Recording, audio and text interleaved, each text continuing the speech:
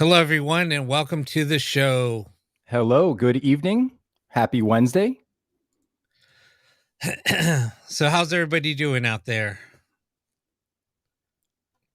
Are people still checking in? Yeah, there's still people checking in, but it's all good.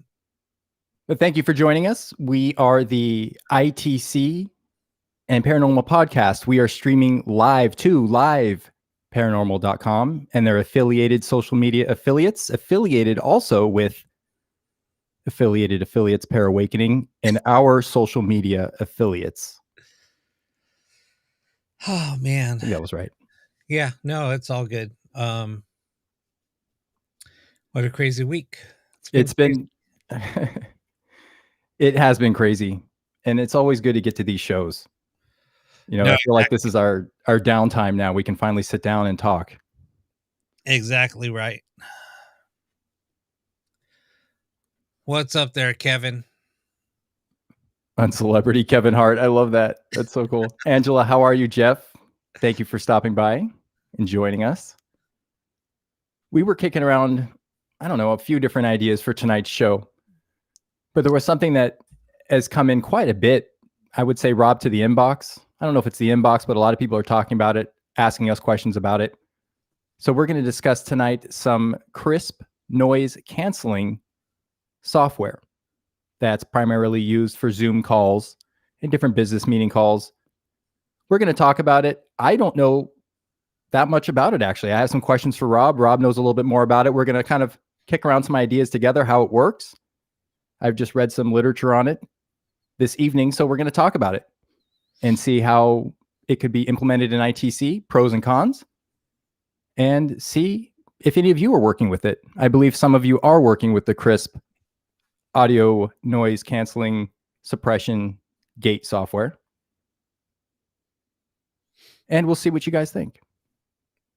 Yeah, I mean, I could kind of I was thinking about playing Hey, Sean, Brenda. Their marketing stuff, just to kind of give an overview of what it is. I've used other things like it in the past, not for ITC, but as everybody knows, or a lot of people that do watch my show knows, I've been through a lot of hardware, tried out a lot of different mics, things like that. So dealt with a lot of noise gates for audio video stuff. It's not the noise gates that people are using in ghost boxes. It's similar but different. So anyway. And we've had a show very early on where we talked about noise gates, and I droned on and on with I brought my papers in and plastered them on the screen, made everyone read, put on the reading glasses, get real close to the screen. But sorry about that. Anyway, so we talked about noise gates and noise suppression before. And again, just kind of pros and cons, just kind of education on know what you're doing to the signal and know how you're then going to perceive that. That's all. There's no right or wrong here. We're just learning about different tools to use. And so we've talked about noise gates and noise reduction, but I'm actually reading more about the crisp noise canceling software. And for those of you that are new to this or new to any type of concept like this, essentially with ITC or any audio or video signal, there is some type of noise. There's no free lunch. There's no such thing as a perfectly clean signal. And so what we try and do in theory is reduce that chaos, reduce that noise so we can hear the message cleaner, so we can see video evidence clearer with our eyes. So we're trying to get rid of that chaos, that random noise. And this is a piece of software that's online that you can use, again, in Zoom conference calls that cancels noise. And so we're going to talk about that. Rob's got some, I think we even have a demo of it. And you'll tell us, have you used it? What are your experiences with it? So I'll just give you a little background on why a lot of this type of software has been coming out. There's a lot of companies using this. It's not only Crisp. Crisp, I think, is known because that's all that they do. But NVIDIA has come out with their own version of this. They came out with it. It was in beta for quite a while. I never played with it when it was in beta. Played a little bit with it once it went live. That was back in what, April or May, Okay. beginning somewhere around there. Um, Hi, uh, Gidget. Hi, Nora. XLR uses their own implementation, but with GoXLR, everything is manually done. So basically, let me just do a quick little demo. Sure. I'm going to do their sales demo, and Yeah. then So this is their own literature, or their marketing. this is their marketing for the software. Hi, Katie. Hi, Raina. Just give an overview of what it does. Gidget. Katie, I'm with you too. But hold on one second. I'll share my screen. No, but it's interesting to learn about these new tools and how they could be applied to different experiments and projects. No, exactly. I'm excited to learn about this because a lot of people speak very highly of it. Share this. There we go. Are you enjoying our noise canceling app? Unlock Crisp's full potential and upgrade your plan to unlimited noise cancellation for your online meetings for less than the price of your morning coffee. Block distracting noises without any time limitation from both your microphone and speaker, and use it simultaneously on 3 devices. Upgrade to Crisp Pro right now and make the most out of your conference calls. All right. Did you guys hear that okay? I definitely did. Hello? I'm here. Can you hear me? I can hear you. Is my mic on? Your mic is on and I can hear you. Okay. No, I was just trying to kill the monitors. That's all. Do we need Crisp? Is this a live demonstration on how Crisp can enhance our I can hear you. our live streaming? Wait, what's up with that? Oh, wait. Yes, Katie, the software only works if you do the dance. It works as resonant frequency in between the device and your body, and you have to dance. So something like that. Katrina, right. Hi. Deborah, hi. Kanga, what's going on? So just a quick, just a real quick overview. So basically what it does is it's designed for, basically for streaming, whether it's video conferencing, whether you're doing live stream like this, things like that. So basically, in a nutshell, it's a compressor, a noise gate, and it does real time compression. So basically, that's all it does. So it sets a threshold for you automatically, whether instead of you having to adjust the gain, adjust the threshold, and adjust the attack. Those are the basic functions of a noise gate when you're using it for live streaming. Usually you have to do that manually. Within OBS has it also. So if anybody's, um, I guess, if anybody knows how to set up OBS or vmix or trying to think what else, any other type of streaming software, then and you set up a noise gate, then those are the things that you would have to set up. So basically, what those things are doing is they're cutting out any ambient noise in the environment. So with Crisp, what it does is it will cut out the low frequencies, and if anything hits that threshold, that's where the attack comes in. So it pushes up the frequency, so it's gonna knock it out. Now, if the threshold is too high, you're gonna start getting those cutouts, where your voice will start getting choppy because it's trying to. That's how the software works. So Good night, Katie. Thank you. yeah, thanks, Katie, for tuning in. So anyway, that's basically how a noise gate for streaming works. Now, getting on to the topic at hand, how would it work for ITC stuff? Not really sure, because in ITC, what we're trying to do is capture the low frequency voices. Now, if you're using a noise gate, and we've proven this with audio ITC, well, radio ITC, because what people are trying to do is cut out that static. So what you have to do is set the gain, or set the basically set the attack and the threshold on the noise gate pretty high, because you want to cut out that static in the background. So with doing that, you're losing all of that the low frequency audio that's trying to come in. So go ahead, Josh. Well, and here's my question. And I've been kind of glancing at the literature as I've been talking to you, and they're even describing it in their own blog as an AI filter. So, Right. and I wasn't clear what the artificial intelligence portion of this software was. So I'm to understand this is a real-time DSP, or real-time digital signal processing. Right. It's done real time, just like the Antelope interface, the Zen Go that you experimented with. Real-time processing, a low latency.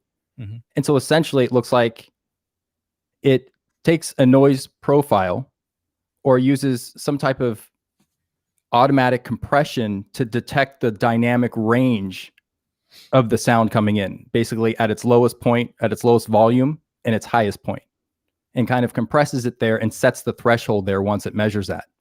Right. And then I imagine, I don't know if there's any type of inverse polarity, if it's, flipping the signal in real time. I think that would be a lot of latency if it did that. Yeah. So I can't imagine it would be doing that, and where it would sample it and how that would work. I mean, that's kind of a... Yeah.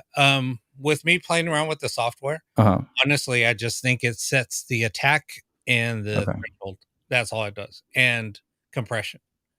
Okay. Because it does have to sample the dynamic range. It has to know where to put the threshold. Exactly. Okay. So basically, because when you go through the setup, it asks you to do a few things with the mic. So that's where it's setting the attack. That's where it's setting the threshold. And that's where it's setting the gain. So it's going through that and automatically setting those parameters up. And then it's like, okay, I got it. From here on out, this is where it's at. If I have to make any adjustments, that's where the AI comes into place. Okay, I see. I didn't know if it was, even sampling our voices algorithmically in real time, and then resampling that in some other form, and then filling in where, I wasn't sure what exact role this AI played. So, but that makes sense. An AI filter. I mean, that's what it is. It's taking advantage of real-time DSP. Yep. Okay. And because, that's like with the new laptop I just got, it also has similar type of built-in software, some AI software, and it works exactly like the NVIDIA one does. Mm-hmm. So like the NVIDIA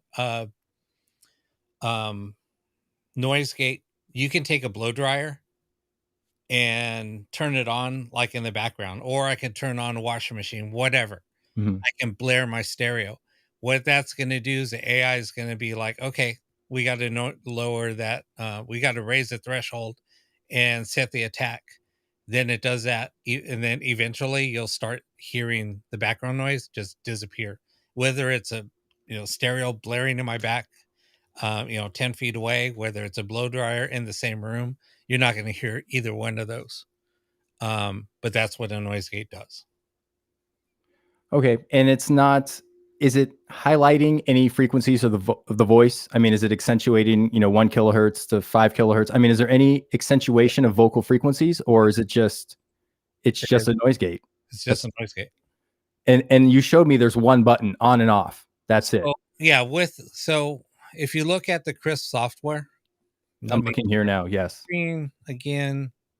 Here, let me share it again. Oh, it says, how do I use Crisp? It's pretty straightforward. Yep. And do you have the menu to pull up? Yeah, it's right here. Oh, I see it in the upper. Wow. Oh, okay. So basically turn it on. Boom, it's on.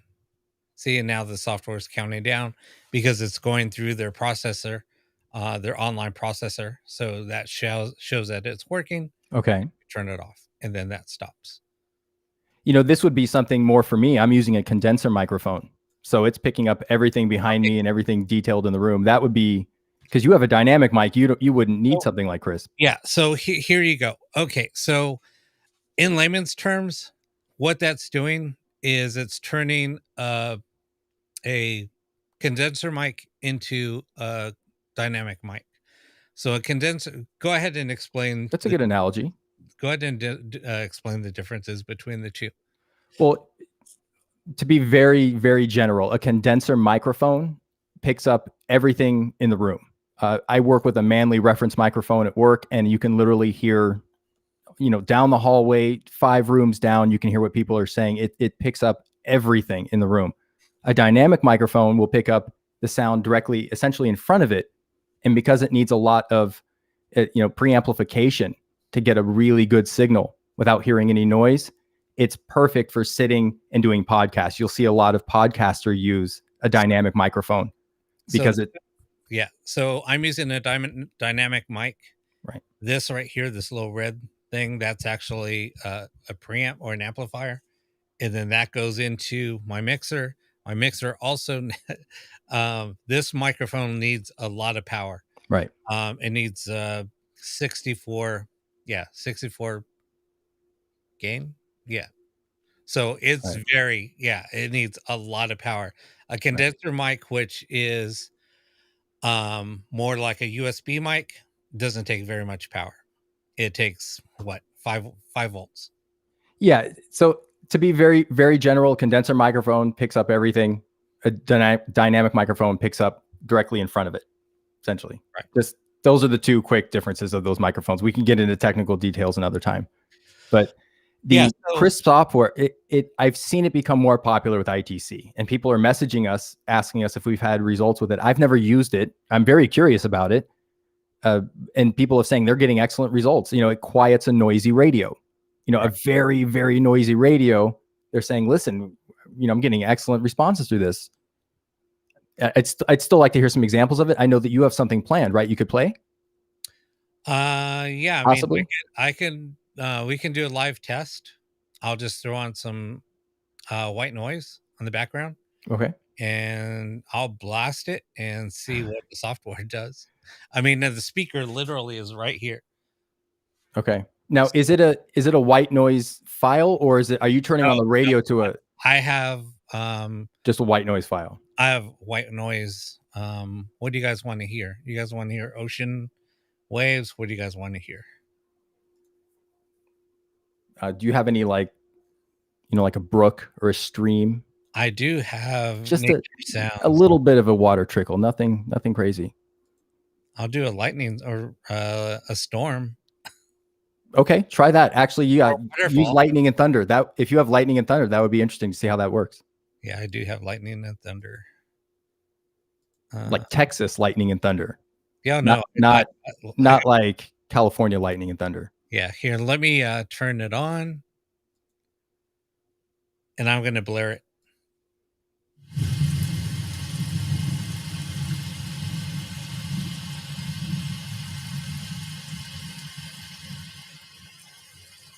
Can you guys hear it? Yeah.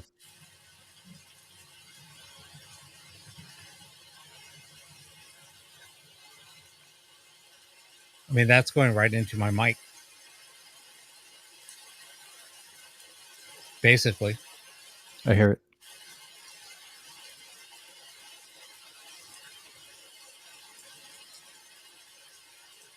It's not taking for some reason. Cannot activate. Oh, it's because we're on live. I hear harmonic artifacts in the background. Yeah. I'm hearing something like noise is being processed. Oh, do you? Yeah. I hear it. Yeah. Do you guys hear it? Well, I just turned it off now. Okay. Mr. Post has a really great thing that we've talked about a lot too, Rob. And, again, not talking about if this software or any noise suppression or noise gates are good or bad, just to simply point out that you're right. A Class C or lower EVP would be completely, erased from our perception with software like this. So it really, I guess it would depend on what you're trying to do. If you're trying to quiet a very noisy radio or experimenting with it in some way, maybe somehow creating a file or a track to manipulate Crisp if it's ticking points or how exactly it works, it could be used as an interesting tool. But by and large, if you're listening for quiet communication, especially on an AM band, tuned radio frequency AM band, like the Radio Spectre, Chicago Spirit Waves design, the mini box, other AM radios, not just those, but they have communication through multiple decibel levels. It's almost layered, and you can hear things that are very quiet. And I'd imagine software like this for maybe even an AM band. I don't know that I would use it, but that's just me. Again, that's just my opinion. But I feel like, Mr. Poe, you're right. I think it would cut out some quiet sounds and really only leave anything that's not being attenuated below the threshold with this software. If I'm to understand correctly that this is an AI filter. No, exactly. Yeah. No, that's exactly it. So, I mean, it's kind of interesting. Do I use, I don't, me personally, no matter what it is, I really don't like using a noise gate for podcast or anything, but some people don't have that choice. Hi, Belinda. So, I'm running high end audio gear. So, I'm not using any type of, software filters or anything. So, I just capture whatever I capture, I capture. Right. Maybe if I did use a condenser mic, I would capture more ambient talking, but here in the studio, but I don't need that. I still get voices, and how is that possible even using a dynamic mic? That's the other thing is I don't get it. I don't understand it. It's interesting because a dynamic mic has a diaphragm that moves inside, almost like a speaker. Right. Very much like an actual speaker. You see the woofer, as some people say, move, creating pressure or air. In the same way, a dynamic microphone uses a small diaphragm that moves at the same rate. So it's interesting to consider different microphones for ITC EVP collection. Even though you've got a very low noise setup in your studio, designed from the ground up to be low noise, you're still getting communication through that microphone on your Saturday shows. We've all heard it. Right. Yeah. So it's interesting how they might be manipulating that microphone. I don't know, or even if they are, I don't know. But, well, speaking of which, I have an audio file that was captured, Monday? You sent it to me Monday. Yes. Monday. So, as a lot of people do know, I am working on a new experiment. There's no radio involved. Well, depends on which setting I'm using it in. So I have two different configurations that I use. So this was in the non-radio configuration where it's just an audio file and playing at freaking crazy loud volumes. And I just hit record and just let it sit there and run. See what I capture. And sometimes I'm listening to it through the monitor. So I have two speakers up here. They're studio monitors that I just sit here as I'm working. And I try to do it because I do work from home also. So this is not only my streaming studio, this is also my office. So, so as I'm working, I'll play it. And then once I get a phone call, I got to fumble around to turn down the sound. And the funny thing is I just got off of a call. So I went to back up the sound, and I had it a little too loud. So I went to start turning it down, and I thought I heard something. So, I kind of looked at the timestamp. So I just jotted it down. And then later when I had some free time, I went back and I listened, and this is what I captured. And I sent it to Josh just to because I was kind of excited. But I'm like, I'll just let you guys hear it. Let me play it.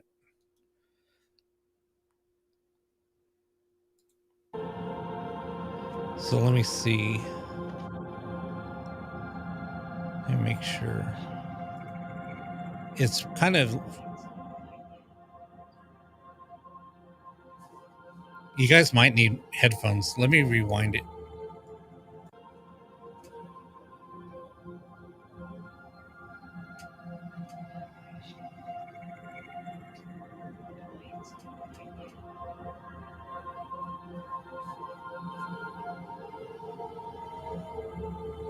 So you heard that, right? Yeah.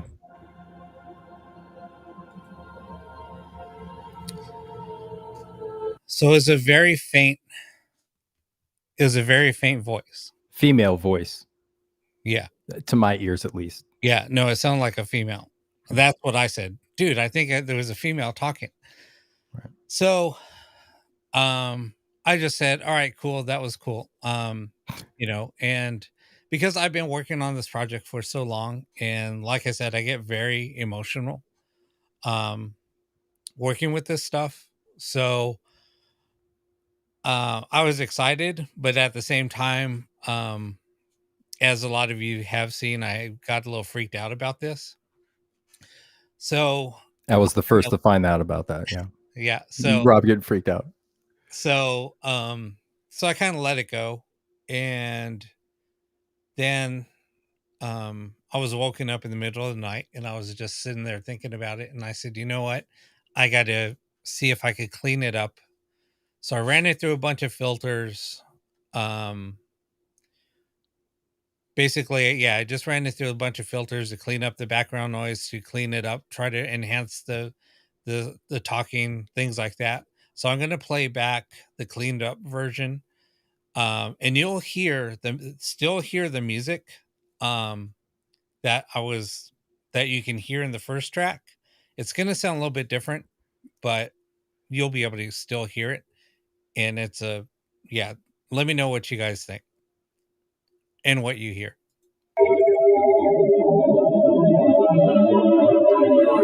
Vibration. Toy, it's not right yet.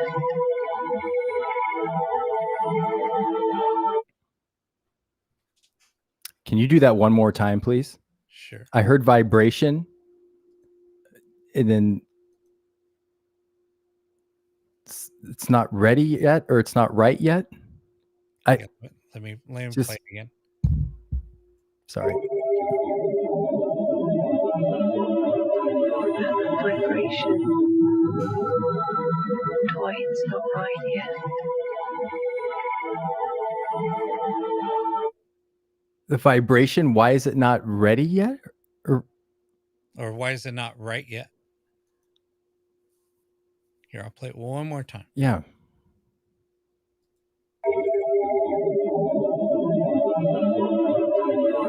Vibration. Toy, it's not right yet.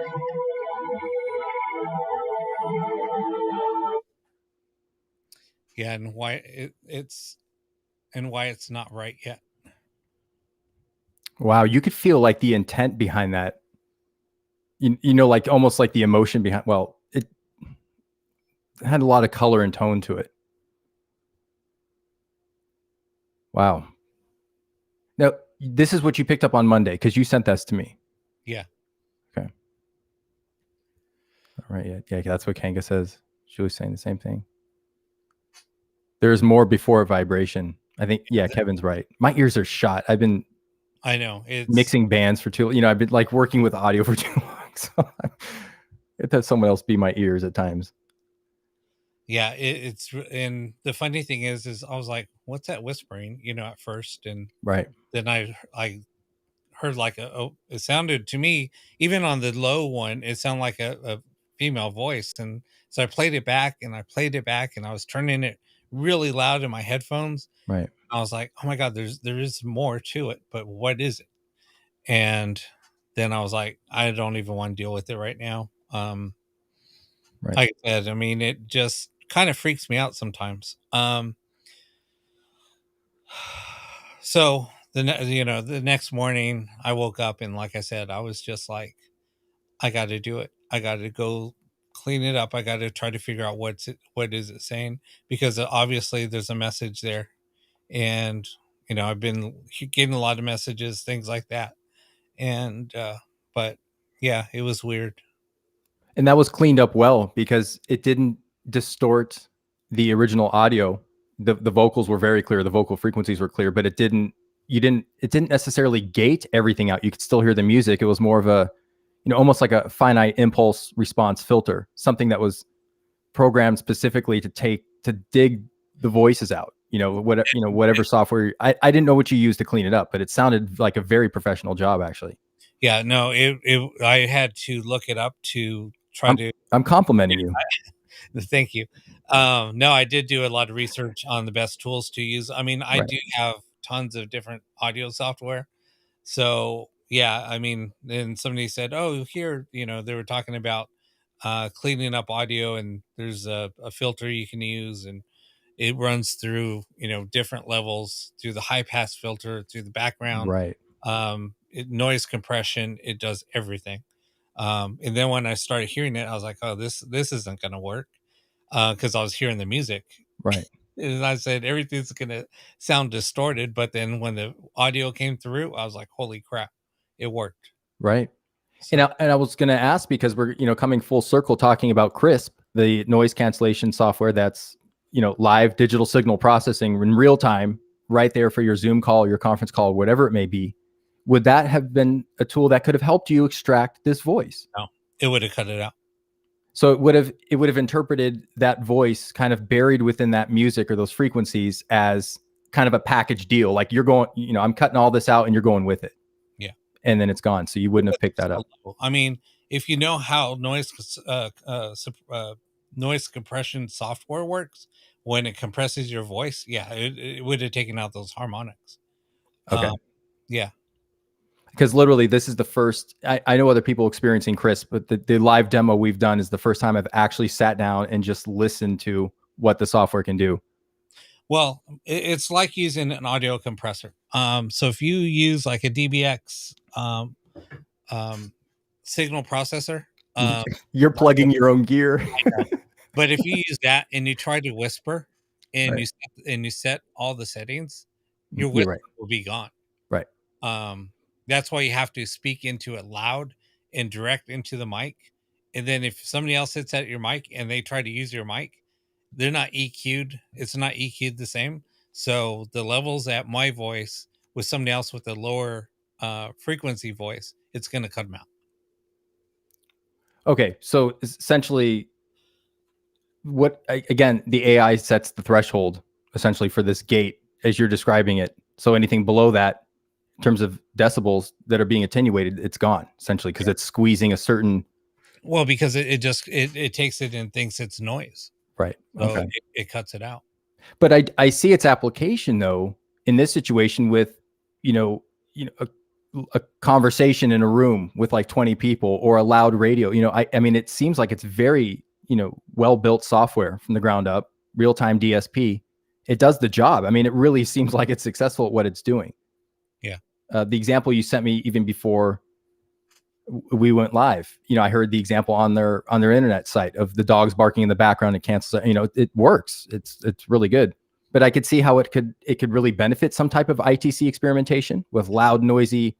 I think if somebody had an original Frank's box, or something that's pretty noisy, I think it would cut out a lot of that noise and help with bringing in the vocals, or some of the responses that are coming through. I think in that case, I think it would.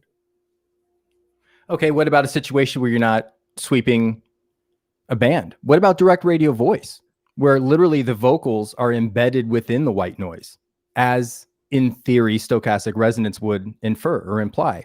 I don't know. So what is it going to take that white noise and just slam it? It's gone, under its noise gate. It's going to be attenuated, or, what happens with that? That's a good question. I mean, you would think if it's in the same frequency range as the white noise, it probably might be gone. Especially if the vocals are really in a low frequency. You would what about the voices we hear, 800 hertz to 5 kilohertz? What about the voices that we actually just hear in the sweet spot of how our human brain processes sound, how our ears pick up sound? I mean, would it just get rid of the The voices. You know what? I think like with what Kevin just said, I think if it was amplified first, Okay. it might help. But it all depends on where they attack, because we don't know where the attack is set, and where we don't, and where can't even talk. That's what's AI controlled. Yeah, where the attack is and where the threshold is set. We don't know where those are set to. Well, and essentially in real time, it's adjusting those things. It's probably constantly monitoring those things. Right. And then if it gets too loud in the background, it's going to automatically set that threshold, and the attack, it's going to adjust both of those. So it might just cut everything out with that loud background noise. I see. I mean, like I said, literally you can get a blow dryer, stand 3 feet in behind me, have that blow dryer set on high, and the software is going to cut it completely out. That's what some of the software that I played with does. Okay. No, and that makes sense. And it's interesting. You know, I'm looking forward to seeing a lot of people who've talked about it, listening to more of those experiments with the Crisp. There have been some live experiments. In fact, Paranormal's run something with Crisp, and that's really cool. They're always trying different stuff. And I was listening to that, and it sounds like I think I need to get a longer sample size of Crisp working in action with different environments or different source audio, if you will, to really understand it. But it definitely seems like it's going to do very well above the threshold. And those are obviously loud, you know, that's high intensity, high amplitude frequency coming through. And it sounds like anything that's quiet, low decibel, low intensity, sound intensity level, it's going to just get rid of. You're not going to hear it. So in one way, I think it helps some ITC research depending on what you're using. And in other ways, I think like with what we're doing right now, we're trying to pull those quiet, faint voices out and do it in a more natural, from the ground up way. This would essentially eradicate our research, Rob. I mean, it would just get rid of all the quiet, you know, sensitive, you know, very delicate communication coming through. And as someone said, I think it was Wayne in the Mr. Wayne Poe in the chat, that a lot of that communication, there does seem to be phrases and sentences coming through, especially in the more delicate or quiet communication, lower decibel levels, you know, well below the threshold of, you know, the radio output or the line out. No, exactly. Yeah, Lori, that's a dead cat on. Yeah. I'm gonna get one that looks like black foam. This is what I have to use right now. Yeah, like if I take this off, then it's gonna pick up the P's and the S's are gonna be accentuated, and then it's gonna be popping the microphone, which is gonna be very, very annoying. So I'd rather look like I have a, you know, old gray beard than have you guys listen to pops and sounds all night. See, I'm petting it. You hear that? I thought I didn't give you a pop filter for No, that? you didn't. No, you did not give me a pop filter. No, you did not. You did not give me a pop filter. I'm going to have to use Crisp next time to augment my voice until you get me a pop filter. Yeah, no, exactly. See, everyone agrees with me. Look at this. Thanks, guys. Thank you for the support. So yeah, and has anyone in the audience, have you experimented with Crisp? I believe Kevin, our friend of the show, he's usually in the chat. I know he's experimented with it. He's had some good success. He says he's getting strong, powerful voices coming through, which is, I think, could be, again, very beneficial for a noisy audio source, or maybe to accentuate those signals that are coming in louder. It looks like it does an excellent job. I just need to experiment with it more. I mean, like I said, I mean, I've tested out some other software. I mean, I've just set up Crisp, you know, just for tonight, but I just don't like signing up for something that you have to do, you know. No more commitments. No more commitments. Like Pro Tools. Exactly. Yearly subscription. What? What are you guys doing over there, Avid? Anyway, that's never mind. So yeah, let us know if you use Crisp and what you're, you know, currently experimenting with. You know, are you trying to dig out those quiet voices and sounds? Are you going for the breakthrough communication, the fragmentative communication, where different sounds and frequencies are kind of combined together to form words, phrases, sentences, things like that? You know, what are you using? And Rob, you mentioned that there were other, I mean, I remember this type of software being experimented with Oh my gosh, how old am I? What is this? 2021? So probably 11 or 12 years ago. Mick DSP, they make plugins for digital audio workstations. And gosh, even Isotope, I think, weren't they experimenting with some type of automated noise gate? I know Logic Pro has a plugin it has some type of machine learning where it kind of adjusts the noise gate, almost like an automated noise gate. Yep. So this technology's been around for a while, but it's been finely tuned now in real time for the internet.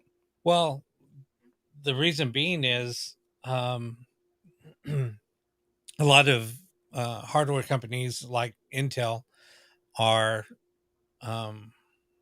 using AI in a lot of their developer kits for Windows and Mac and Linux. So yeah, there's a lot of SDKs out there that have been released for AI, and AI is getting pretty big for everything. So machine learning, anyway. Right.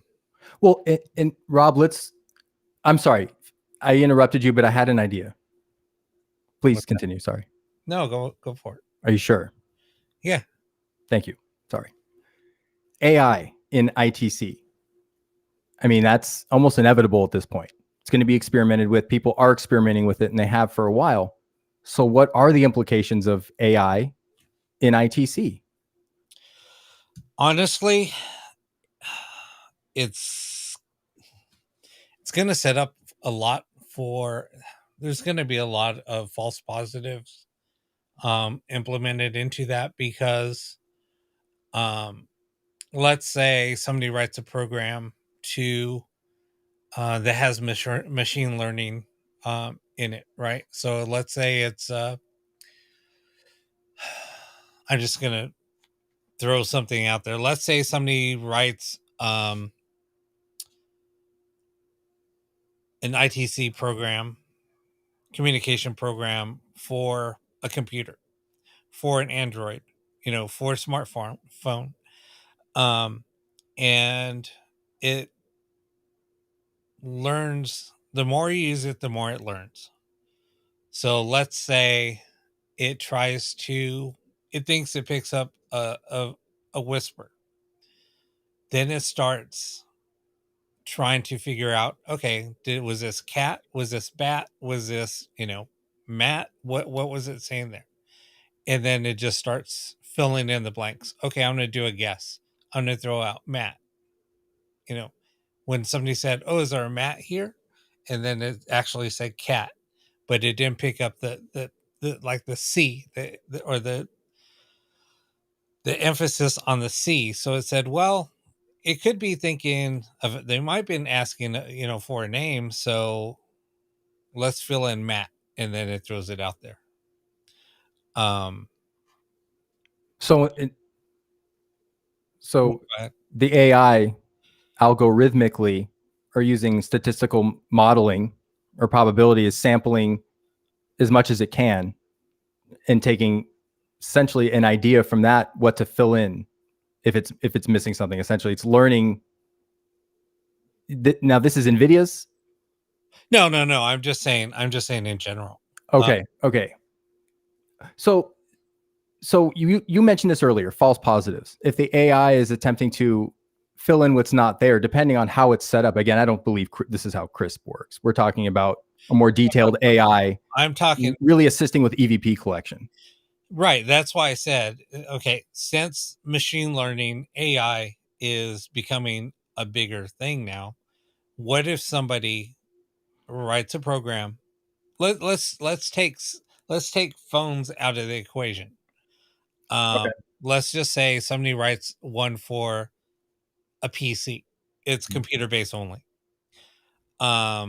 So you get this app, you install it on your laptop, you're at a location, and every time that you use it, and the developer says, the more that you use this application, the more results it's going to bring, because it's going to learn different words. It's going to learn new things. It's going to learn, more vocabulary, even though it might have, let's say, 10,000 words in its memory, right?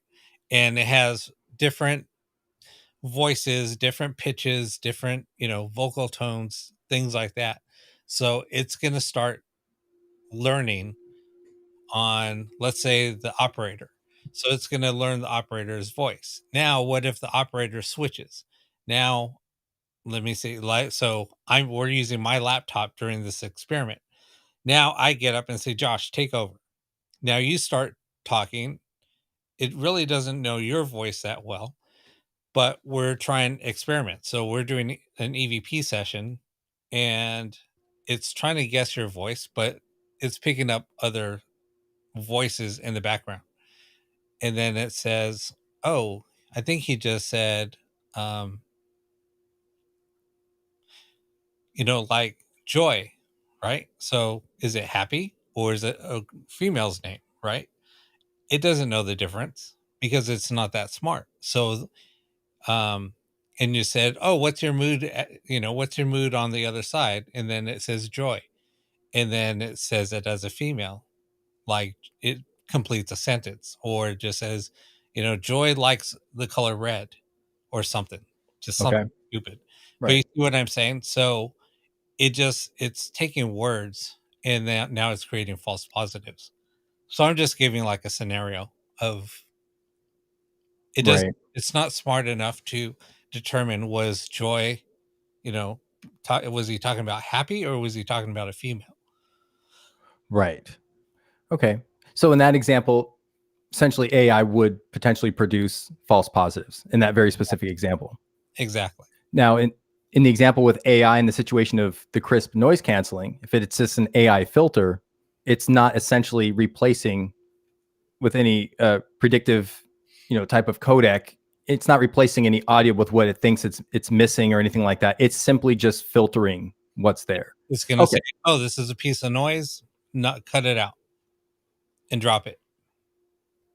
Well, then, yeah. I mean, it sounds like this software would work for, again, something that's has, an intense signal that's loud, that's, looking for class A reception responses, high decibel responses. But yeah, this specific software, I can't see helping the quiet, delicate communication, Right. at lower decibels. So with what you just said there, Kevin, and this comes back to impedance matching, like what we talked about. Now, Hi, Julie. even though you have a 10-watt amp, here's the thing. So, Right, Kevin. That's how I understand it. That's how I'm understanding this software. yes, exactly. That's exactly right, Kevin. It's like what we were talking about. It's made to cut out noises. So it would depend on what you're focusing on, the intensity of the signal. Are you looking for high amplitude signals? Or are you looking for low amplitude? I mean, you could be looking for something very specific with the software. Or again, Rob, we've talked about maybe using it in a way that we're not familiar with, but knowing its limits and how to prepare audio files to trick it or, crash the software somehow and make it work as an instrument, in some way we don't understand yet. Yeah, I don't know. So Kevin, so there's a lot of pieces of software, and this is why a lot of the noise canceling software is big right now because of the pandemic. Everybody started working from home. Companies weren't even prepared for that. As you saw in the early stages, well, let's say the middle stages of the pandemic, you couldn't find a webcam. You couldn't find microphones. A lot of that stuff, even today, they're still a little hard to find. Not as hard, but they still are. A lot of the more popular cameras, the more clear cameras, things like that, unless you want to just spend some money, a few $100s, whatever. Yeah, you're not going to find a decent quality camera. So what was happening was there's a lot of people working from home that kids were at home with them also. So a lot of these software companies said, look, we got to do something. We got to do something like yesterday. So they started developing, software to help filter out all the background noise. Now, if you work on a computer, if the computer starts getting hot, what happens? The fans kick on. Those fans are very whiny. They have a very low pitch sound to where If you're trying to speak during a conference, the person, the people on the other side of that conference or on the other end of that video call, they're not going to be able to hear you, because what's happening is um, the software that's built in to the computer, like Zoom, things like that, your audio is going to start cutting out, because the noise canceling is going to kick in, the default noise canceling, and it doesn't work very well. So you start sounding choppy, and then people are like, Right. "You're breaking up. I can't hear you." So then you have to repeat it, and it's like, "I still can't hear you." So yeah, so then that starts becoming a problem, and that's when a lot of things started getting developed, and they were developed pretty fast. Right. There's been an insurgence, and you'd even notice that we were talking about a lot of the video cards, or pretty much anything you buy now, is geared towards podcasting and streaming, and they'll include software bundles, plug-in bundles, and pretty much everyone is using some type of technology similar to this. Basically, what appears to be, again, an AI filter Mhm. in this situation. Yeah. And the sample you played was white noise, correct? Or you played lightning and thunder? Yeah, I was playing Lightning and Thunder. I mean, in the same software that I do use for that, it does have white noise, pink noise, brown noise. Right. Yeah, even in these examples, I could hear how communication that's 12, 16, 22 decibels below the output threshold is going to get buried by this software. Yeah. But again, it's good for loud, strong signal. I mean, I could see an application for it, or just experimentation. Now, here's the thing. With some of that software, like I said, when you set the threshold, if the threshold is set too high, what's going to happen is your voice will start getting choppy, because you're trying to Right. speak, it's hitting that threshold, and then the software compresses it. That then your voice is lost. Right. So that's another issue. Yeah. No, go ahead. The tail end of words and phrases would be cut off, because as your voice loses the volume, essentially, it's going to cut off like the last part of what you're saying, and Yeah. people are like, what did he say? Your voice goes up and down unless you speak with a monotone voice, and Right. you'd have to set the threshold when you're speaking in a monotone voice. You speak outside of that monotone voice, your voice is gonna be all over the place, getting cut out, things like that. Right. So that's where EQing, and that's why we're talking about EQing and compressors and things like that, a noise gate. So there's a lot to learn. If you go into audio, um so Don't do no, it. no, I'm just saying, so if you go into looking at how a noise gate works for a voice, they will talk about setting, at different frequency, because a voice is like a wave. There's different peaks and valleys, and that's why when you EQ a voice, everybody's voice is different. So different thresholds, you're going to set the different settings at different frequencies. You're going to set the dials a little bit different for each person's voice. Right. Now we're Right. getting like all technical. When I was going to say, I don't think this program's implementing real time without any latency. We talk about finite impulse response filtering, because that takes samples of previous sounds, and essentially I don't know that it has the processing power to do that in real time over the internet, because there's too many variables. Mhm. So this is probably an infinite impulse response filtration system, noise gate, or essentially even at best some type of, I like you said, compression or something to accentuate, like a compander. A compander is a compressor and expander at the same time. It's kind of emphasizing the vocals a little bit. I feel like there's something behind that to strengthen the vocal frequencies a little bit. Yeah. I don't know. I'm just slingshotting ideas. Again, I'm just learning more about the software as we speak, actually. No, I mean, it's kind of cool. And now when we're talking about noise gates, don't think about voice. I can't even speak.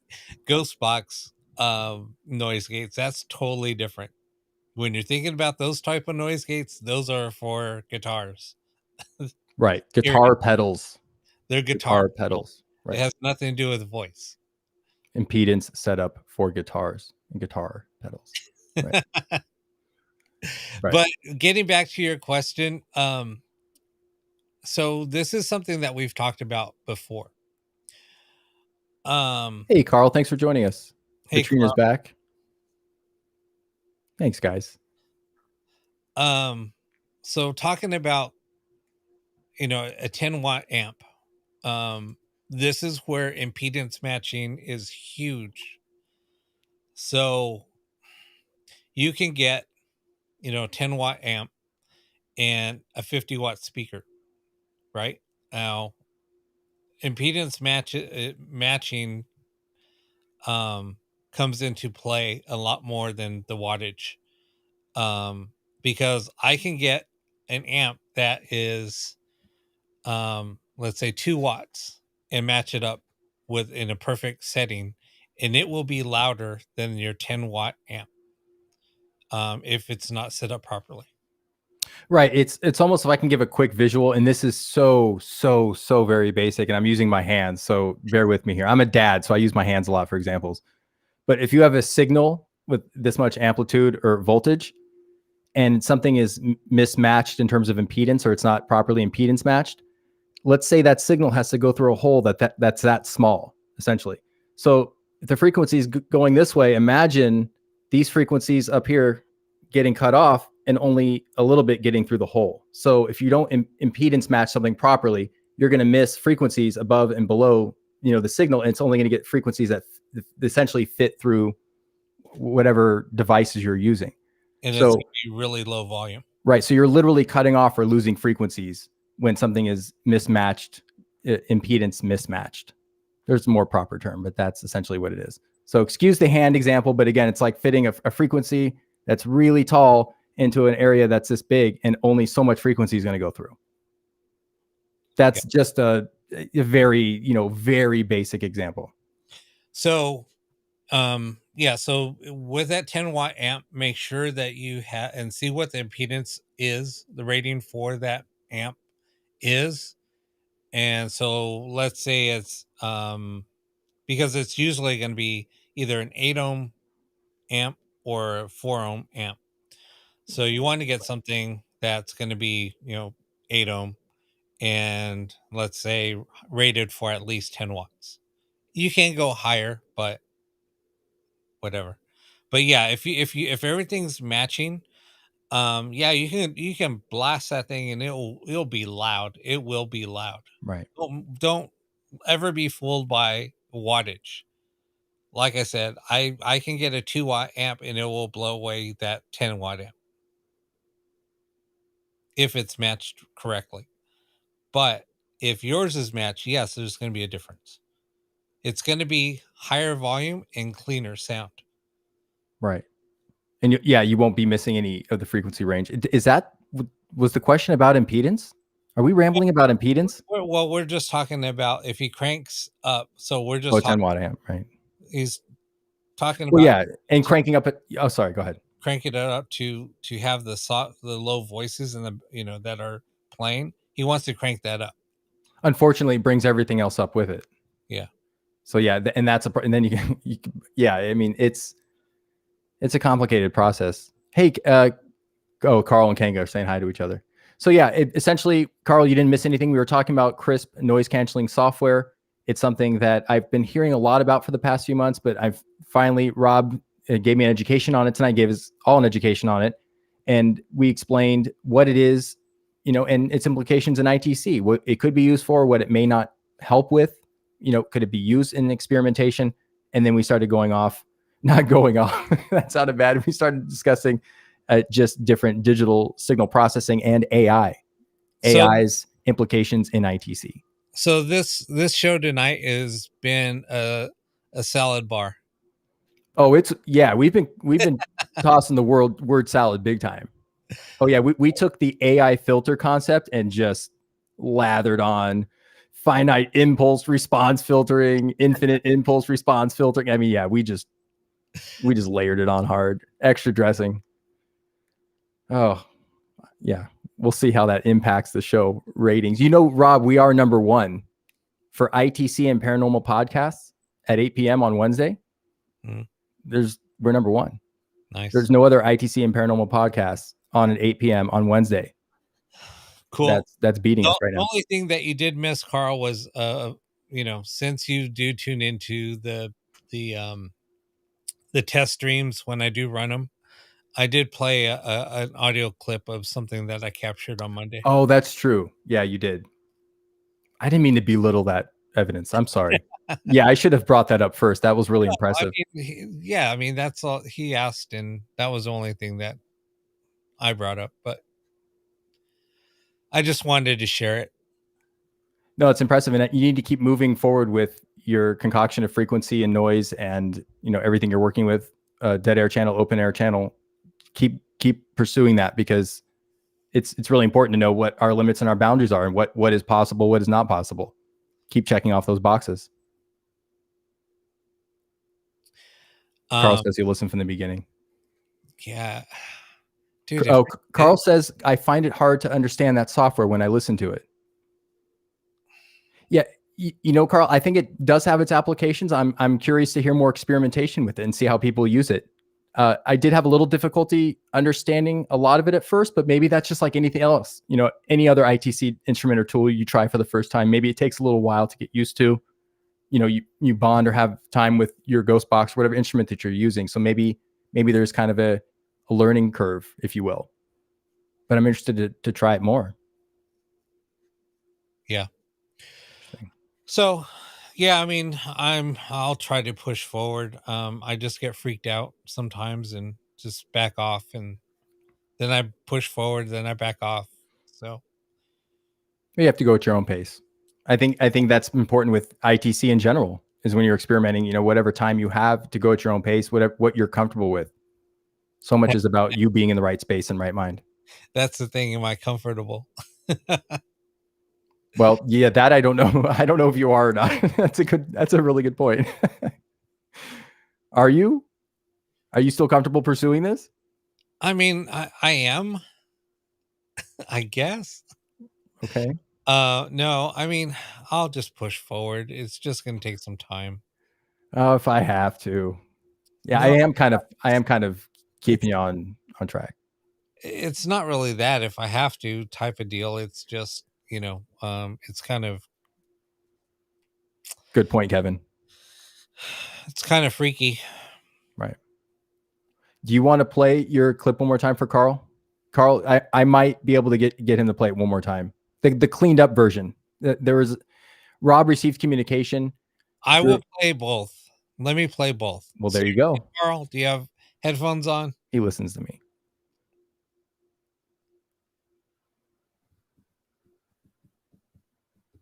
I don't know if he says, Rob, have you been using Spectracom? I have some freaky experiences with that program. Carl's ready. I have not. Okay. Play it. I have it, but I haven't. I installed it and played it, but I haven't really used it. Okay. Okay. Let me go and turn it on. I'm gonna start it now.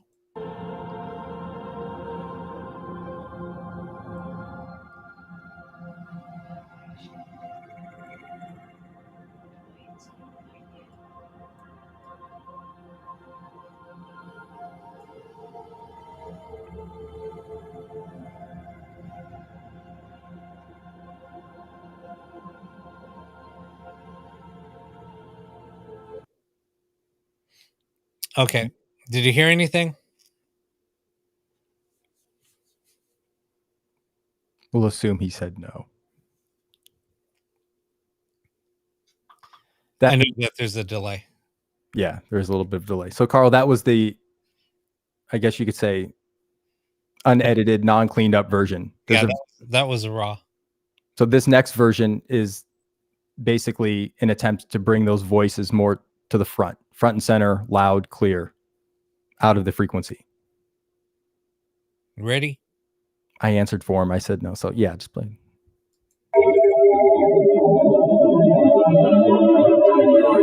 Vibration. Dwight's not right yet. Dude, I heard it better that time. Yeah, are you using Crisp? Did you click that green button? I saw you had time remaining on the plugin. I thought you hit some old crispy crisp. No, I actually turned it off. Okay. I closed it. I did hear it well that time, but it definitely vibration. See, okay, here we go. Carl says, I didn't hear any words. We've talked about subjective and objective response or perception before. So there you go. To me, I heard vibration and something about it not being ready yet, or something like it's almost there, something to that effect. Yeah, it says, tell me about the vibration and why it's not ready yet. Okay. And again, I picked up on that type of overtone, but I think you can hear frequency better than I am. I'm convinced at this point. But so think about that message. Even they're driving you, Rob, to figure this out and keep pushing forward. All right, here, you want me to? I'll play it one more time. Okay. You want to play it one more time, Carl? I'm just going to play it. Kevin here. Vibration. Why it's not right yet. Yeah, it says, tell me about the vibration and why it's not right yet. I'm getting you in shape over here to keep you going, and they're pushing you from the other side. That's fantastic. No, but all kidding aside, that is really incredible communication. That is really cool. Vibration. Carl heard vibration. Kevin hears 2 sentences. I was going to bring that up. It's impressive. That's why it's not right yet. Yeah, because I don't want to keep going.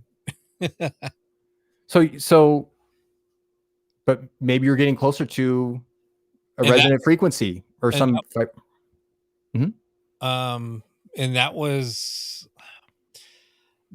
because of Carl and who else was there? Julie and Deb, right? Kanga and I don't remember who else was there. And you guys were all telling me that the sound was hurting your ears. Right. So I adjusted some things and rewrote a track. And to me, I thought, wow, this sounds pretty cool. So that's what I was experimenting with. Right. Yeah. To mix that, I mean, considering how many channels your outboard gear has, to mix all that live, what you're doing is tremendous. I mean, you have to put it in a track. I mean, all of that real time. I mean, even though it's analog gear, it's still, oh my gosh, it's a lot. So yeah, you have to keep working and keep adjusting, making these adjustments. And maybe you'll get a confirmation of something working, better, more efficiently. Who knows? Yeah.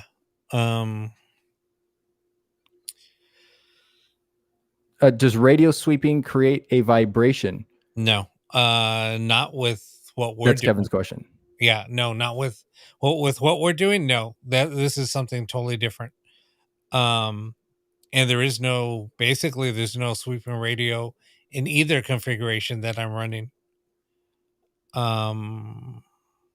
It's a static channel with the pulse on one configuration. Then the other one's just audio being captured or audio being played and ambient voices coming through. Are you asking, Kevin, could you hear like pulse wave modulation? Could you hear a pulse wave? You could, and it would create a vibration. You could amplify and play through a speaker a pulse generator, and essentially it would create SPL or sound. It would generate a sound pressure level. If that's what you mean by vibration, like a mechanical wave. Yes. Yeah. I mean, you can hear that because you can hear the clicking and right. It sounds like a click, but it's actually a pulse that's in and out a frequency. But to the human ear, it sounds like a click. I bet if I got if I got like an amplifier Mhm. and connected, God, I forget what they're called. I have a few of them. Basically, they're telephone pickups, like what they used to use for recording telephone calls. Oh, okay.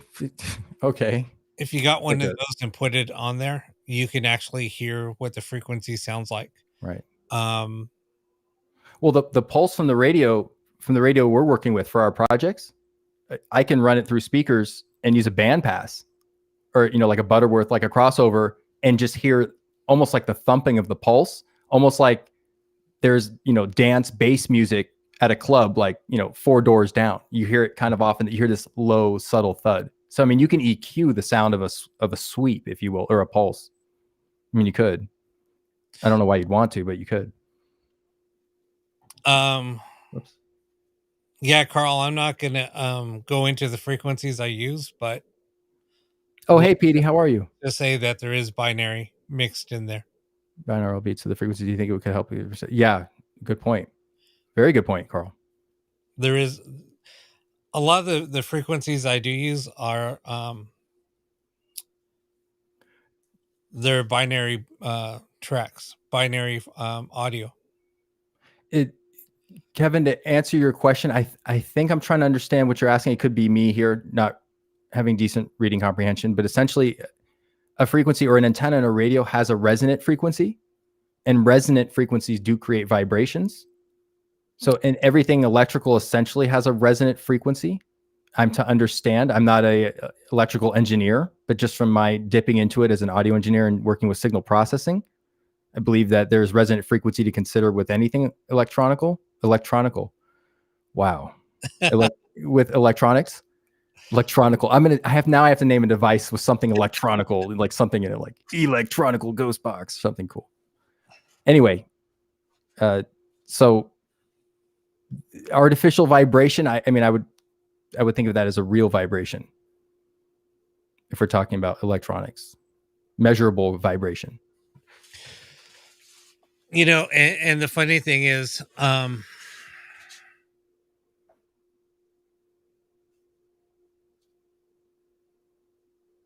You're reading comments again. I can tell. yeah. Is that like dramatically? Yeah, there's, oh my gosh. I'm just trying to think. Yeah, Kevin says he's working with CRISP for about 6 months now. Perfect. Kevin, what is your experience with it? How do you like it? We were talking about possible pros and cons. I'm not experienced with it as much. We talked about it tonight, kind of maybe possibly how it works. What's your experience with it? We're just talking about what it was designed to do. So it's basically a noise gate for video conferencing. And when I say noise gate, so it sets the threshold, it sets the attack, and it sets the compression for the mic automatically. That's what the AI does. And then basically what it does is it will cut out any of the background noise trying to come in.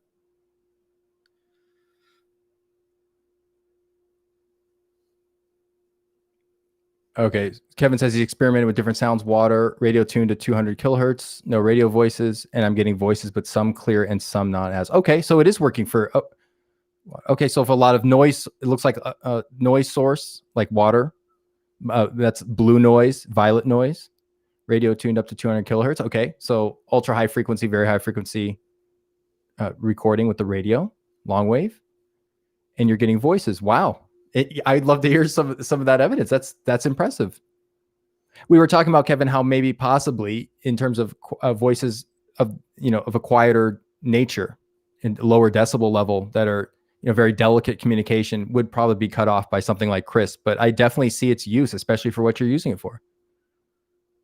Yeah, it says no noise source seems to work for ITC. Okay, very cool. Tried a couple of spirit boxes, but not as good. Okay, so generally for ghost boxes so far, you've tried not as much success as a noise source. Excellent. Kevin, let me just jump back. Says, sorry, I was referring to the traditional ghost box. The sweep scanning creates a vibration effect. So essentially just from a random voltage generator. Well, yeah, voltage is essentially electricity measured in pressure. How much pressure or how much power the signal has. That's what voltage essentially is. So yes, voltage essentially would create a vibration, a measurable vibration. Right. So yes, and I hope I'm understanding your question properly, but I believe the answer is yes, it would create a vibration effect. Not, to be very basic, not detectable by us as humans. We would need measurement equipment. Right. Kevin says, I would see lower voices being cut out. Okay, so as what we discussed. Yeah. But I like, Kevin, how you said it works with noise sources and how you're hearing voices through that. That's very interesting. So it has a very useful tool in that way. PD says, could Rob or Josh please contact me? And there's, okay, to answer a question about a radio upgrade. Radio upgrade. Is that, I think that's your area of expertise, Rob. Yeah, I don't know what you mean. What do you mean about a radio upgrade? Put some new mud tires, get some new upholstery, new sound system. I can't copy that. The only bad thing about trying to get something in, you would have to just message over. Oh, okay. Here, I found PD's question. Can I repeat? It says, I do have a question off topic, and I'm sure you'd rather answer via email. Nope. But I'm looking to step up from a mass production radio, and I want something small enough to be very portable. Boutique ghost boxes. Excellent. Honestly, Rob, while you're pulling out a radio, can I answer Vitrina's question? Sure. Vitrina asks, what about the radio frequency that local dispatch would use that I'm curious about? The ITC in it, how would that work? And only one voice, but also without the deputy's voice. You know, that's a good question. If you're talking about the CRISP software, it probably in theory wouldn't eliminate the deputy's voice or the voice that the primary voice that you're listening to. It would probably cut out all the other noise. But I would imagine ITC or communication would thrive where there's frequency, essentially. And so even with, I don't know if it's shortwave or what bands exactly local dispatches use, it depends. But I would imagine communication could flourish anywhere. Again, there's frequency and availability of energy. That's just my opinion. So honestly, Pete, if you go on if you go on eBay and just look up Ghost Box, look for one of these. Oh, right. They're pretty inexpensive. And honestly, I think they sound really good. Very small too. Yeah, and they're pretty loud and they're pretty clear. And they're inexpensive. Honestly, I think I got rid of a lot of other boxes that I had too. I had other boutique boxes that I used to have, and I just stuck with that one. I don't even think you have your most recent model. Do you even have anything for yourself? I think you've sold it. Like, it's gone. Inventory's out, right? I only have one. I only have my prototype box. Oh, right. Okay. Kevin says, I have, we were talking about Paranormal working with the CRISP. And I was listening to that and trying to understand how CRISP worked. And unfortunately, I was at work. I didn't get a long enough chance to really sit and study it or do any thought experiments, even with the audio at that time. But that's interesting that you mentioned that, Kevin. I'm wondering what people's experience with that is. And Carl says, Kevin, have you tried using the rod of a diode with CRISP software? That's very interesting. I like the rod of a diode. I like when they play that because I do hear what sounds to me like harmonics or frequencies being molded into voice. So it's really interesting. I do like the rod of a diode. God, I have so many of those diodes I've had over the years. Right. I think the first one I bought was in 14, maybe. I've probably like 5 of them laying around. I used to play around with them a lot. I used to actually use one of those with a Tesla radio. Right. I used to play around with both of those Right. actually together, and I also used to use SDR, so software Oh. defined radio. Mhm. Yeah, I used to use all three of them actually. Right. SDRs work as ghost boxes pretty well. Don't I mean the inexpensive ones are okay. I would go with one that's a little bit more high end. Right. Those are going to run about $200 to about $350. Okay. And they work great actually for if you can find them and you set it to a static channel and just use them for DRV. Works amazing. Right. SDR is a software defined radio. You can find them on Amazon, but like I said, don't go or even eBay, but don't try to stay away from the cheap. Like some of them are only like $20. Okay. They run from like $20 up to about $400-500. Right. You'd want to go with something mid range. There's a particular company, I forget who makes them. They're all made in China, but there's one particular model that works really well for the price. And like I said, they're probably about 250 to $300. I don't know, somewhere around there. Okay.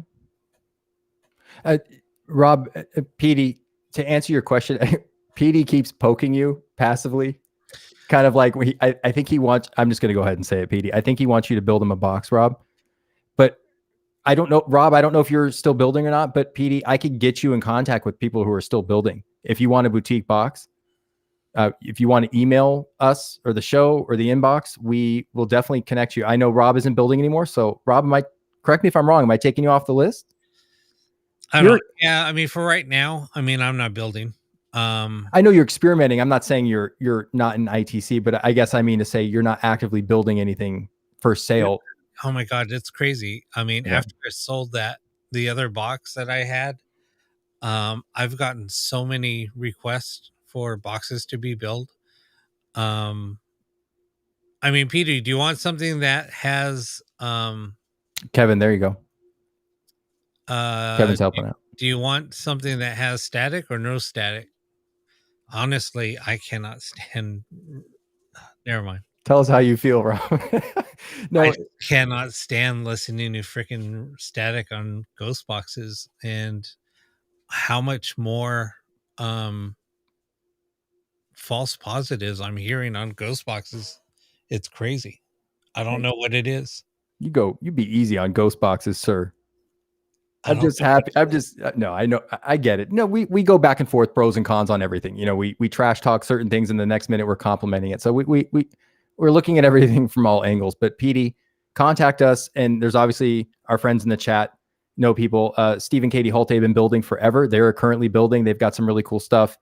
Jay Prather, IDC Devices. I don't know if Andrew's going to bring Chicago Spirit Wave back. I hope he does, but I don't know. Wayne Fernandez may still be building or not. I know that, let me see, Carl Fisher, I know he is building. I don't know if he's making, a boutique box for mass, production. I know he's doing a lot of research and he builds boxes, but again, I don't know what his availability is.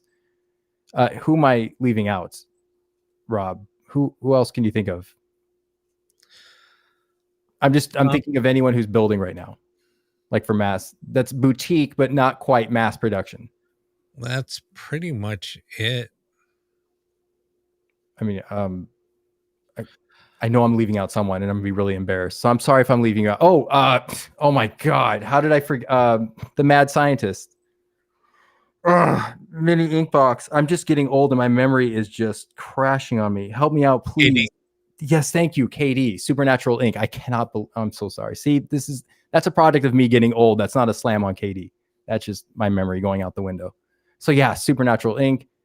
Yeah, so there's people building out there. I know Austin Maynard is building radios, and so everyone's building something different. So I don't know what you're looking for, what sound you're looking for, what type of radio you're looking for. So I don't know.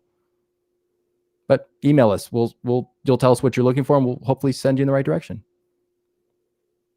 Yeah, everyone's saying Katie. Yeah, thank you guys. Listen, I have a mini ink box. You know, I'm just absolute space case right now. Rob's tuned out too. He's No, like, this guy's rambling. I'm not gonna listen. No. I'm just a little beat. I hear you. Yeah, It was a lot of. There was just a lot of thinking, so I'm just like, right. I'm just tired. Oh, Lori, awesome. Yeah, I didn't know if our rambling would actually get any message across, so I appreciate that. Thank you for the feedback. Yeah, Petey, you left your email. I will send you an email sometime tonight, and I'll just give you a list of people to contact and kind of give you an idea of what they're working on, you know, so you can kind of figure out what it is you maybe want. I don't know. Some of them may have a waiting list. Some people are on standby as they're finishing projects. Remember, these are boutique boxes. This is usually one person building something with their hands. It takes a while. Rob, I witnessed Rob going through this. It takes a lot of time, a lot of effort. So I don't know what the availability is. You may contact someone and they may say, yeah, I'll put you down on the list for 2024. I mean, I don't know, but I can at least send you in the right direction of people who I know are actively building, and you get an idea of what type of device you're looking for. Yeah. No, I mean, I'm sorry. It's just, there's a lot of things I just can't do anymore. I think just because of everything that I've been working on, everything that I've been doing, I just can't listen to radio sweeping forwards sweep. I just can't do it. I know, and I understand a lot of people would also prefer to just get rid of the false positives, you know, as much as possible, you know, just kind of eliminate that variable.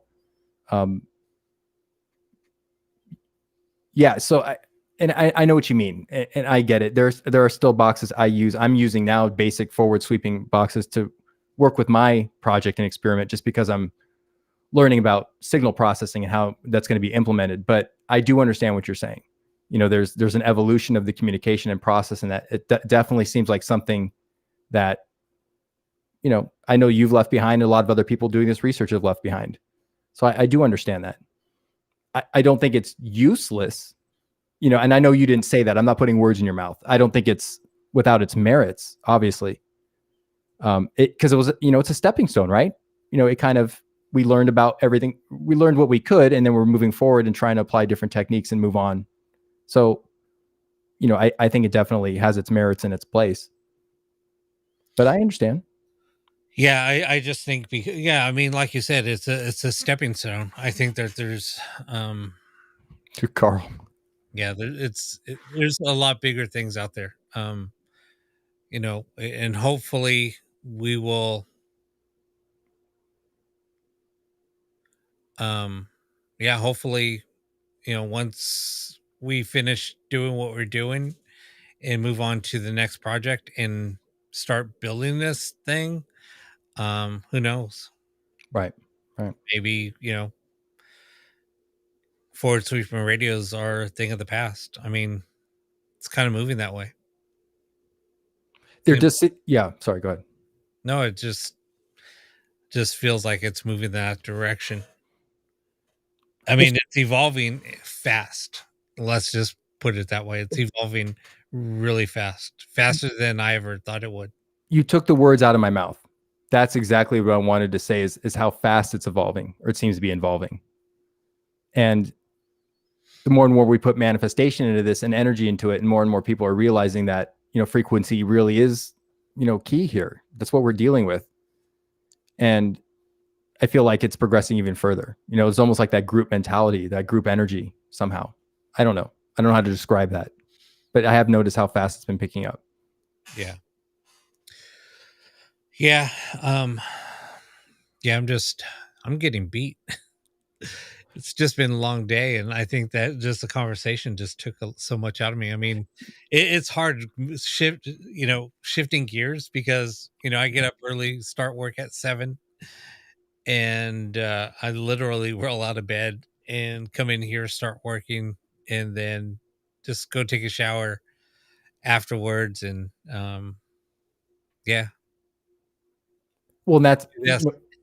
we are our own team. So any of the projects we're trying to build, and work on, and then do the live broadcast, we're not sleeping as much, so we're maybe not ourselves, or like I couldn't think of Katie's name for a second for Supernatural Inc. I'm saying, like, things like that. It's just like, that's just a lack of sleep. It's like, come on, that's unacceptable.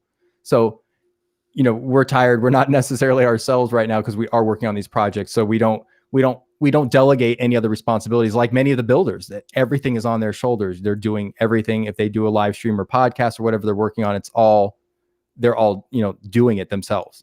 It's not being subbed out anywhere. So I think it takes a lot out of you, Rob, especially staying up late, experimenting. You're being woken up in the middle of the night. I don't think you've had a good night's sleep since probably before summer, of this year. Since maybe. I've been getting messages about this project. So there's that too. So it's going to take energy out of doing a live podcast. Absolutely. I get it. Yeah.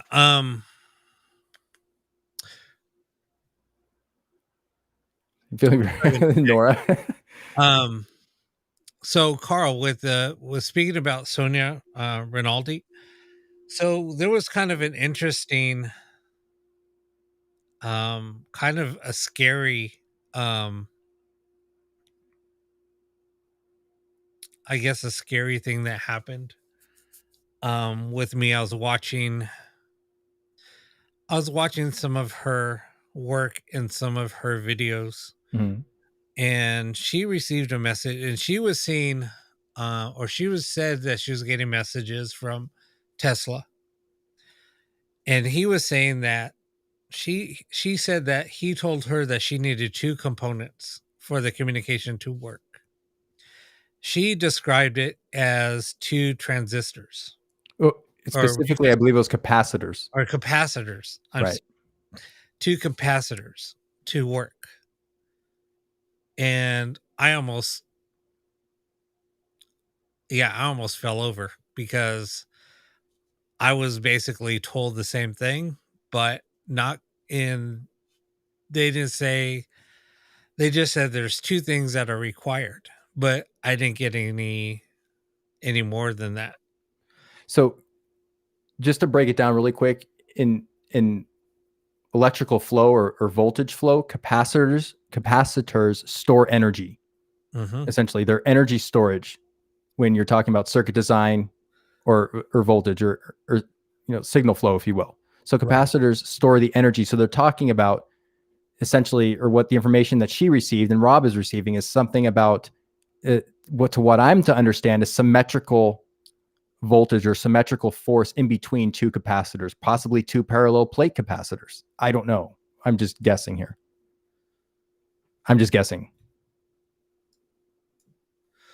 Yeah, but like I said, I mean, that was kind of like the scary part. Well, and then no other information about the application, because you can have two capacitors with a symmetrical signal or flow between them, maybe a parallel plate capacitor. But okay, now in terms of application or implementation, there's been no other knowledge besides just that information. That's pretty much all it was. Okay. Interesting. Yeah, I don't know what else to make of that, because it sounds like something's been cut off. I mean, I think about capacitors and how they work. I feel like there's a missing link here, or missing. I mean, okay, so you have capacitors with symmetrical flow or symmetrical voltage in between them, but then what? What are you doing with that stored energy to receive communication? I mean, just two capacitors have to exist. I mean, because there's situations where capacitors, do have symmetrical voltage. There's circuit design. So I guess I'm wondering is what about that? What about the storage of energy that's symmetrical is going to... I don't think that I think that the message, I mean, that's not how I interpreted it. It's okay. It's not about that. Okay. Well, yeah, I'm just spitballing here. I don't know. No, right. I mean, it's just there's two pieces to the puzzle, and those two pieces is what would work. And that's what I was working on when I got this voice. Okay. Um, So is symmetry, then let me ask you this, is symmetry important? I believe so. Yes. Okay, because I know that's some of the information she's received about, an equal or symmetrical flow between whatever it is. I'm just say whatever it is, capacitors, whatever. So there's something about that symmetry. Mhm. Okay, balance, resonance, if you will. Okay, all right. So Kevin, and here's the funny thing that we were talking about.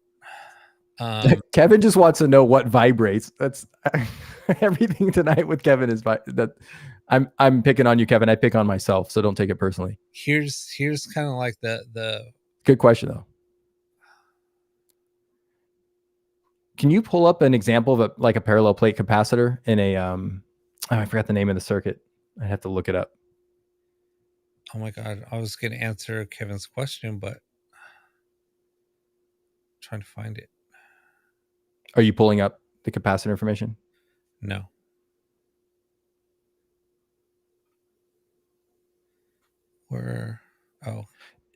So Josh and I, and actually other people have brought this up to my attention.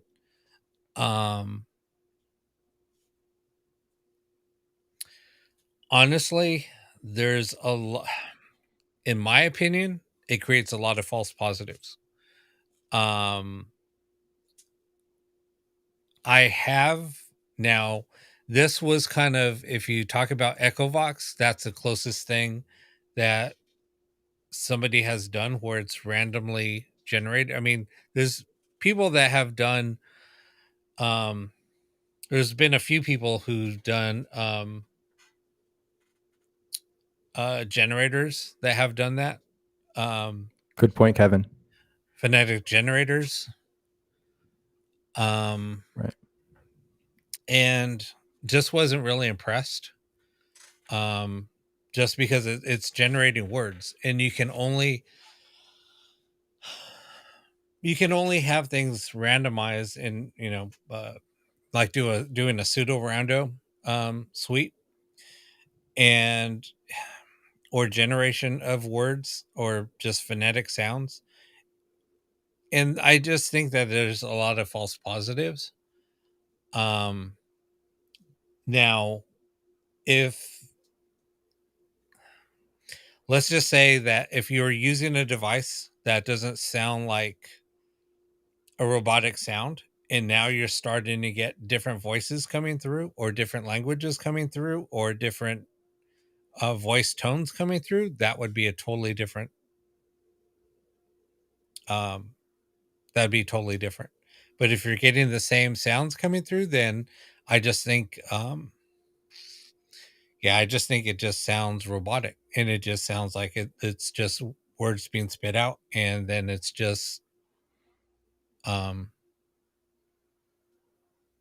guess I don't know what exactly what I just think that there's a lot of pareidolia coming through, and you're trying to put words together. This is essentially the word generation is the technology behind the Ovulus series of devices, correct? Is that right? Yeah, I mean that's some. I mean, there's been other devices that have been created that have done that. They didn't sell very well, so they pulled them. People have pulled them off the market. I haven't worked. Okay. There was one that was developed in 2012. He didn't sell very many, so he pulled it. Okay. I haven't worked too much with them, so I can't really speak to their effectiveness, just from what people have told me. But I've seen an Ovulus in action, probably for a few minutes. It was interesting. I mean, I don't know that it came up with anything that, no one was alerted by its responses. It turned on for 5 minutes and turned it off. But I can't really speak to it. But I know, like you and others have told me about in terms of their effectiveness. But yeah, Echovox, I've had success with that. It seems like the phonetical sounds and the goody bits are chopped up, in 5 millisecond, 10 millisecond, 15 millisecond samples. It seems like there's pretty quick samples to where they would need to formulate, using those with fragmentative communication putting different sounds together to create words, phrases, sentences, things like that. I've had good success with the Echovox. Yeah. Yeah, with the Ovilus, I mean, you can actually pretty much count on Good point, Carl. certain words coming through. You can pretty much almost calculate when a certain word is coming through. If you sit there long enough and play with it enough, you can almost guarantee that a certain word is going to come through. Oh, Katie says Ovilus is good inspiration for something better. Yeah. I feel like I missed out when I didn't use the Ovilus, or at least experience it more, just to learn more about it. I really don't know much about it. I mean, I've played. I mean, I've had in my possession pretty much all of them. In fact, you're the one who showed me the Ovilus 3. That was the one before the digital touchscreen, like the right. That was the one. I think it was the 3 you had. I had the 3. I had the Ovilus X. I had the first Ovilus. Well, that was the second one. The one that's silver, kind of. It's kind of weird shaped and has lights like rounded on both sides. Had the Ovilus and had that one. Had the 3. Played around with the 5, which is probably like the worst one.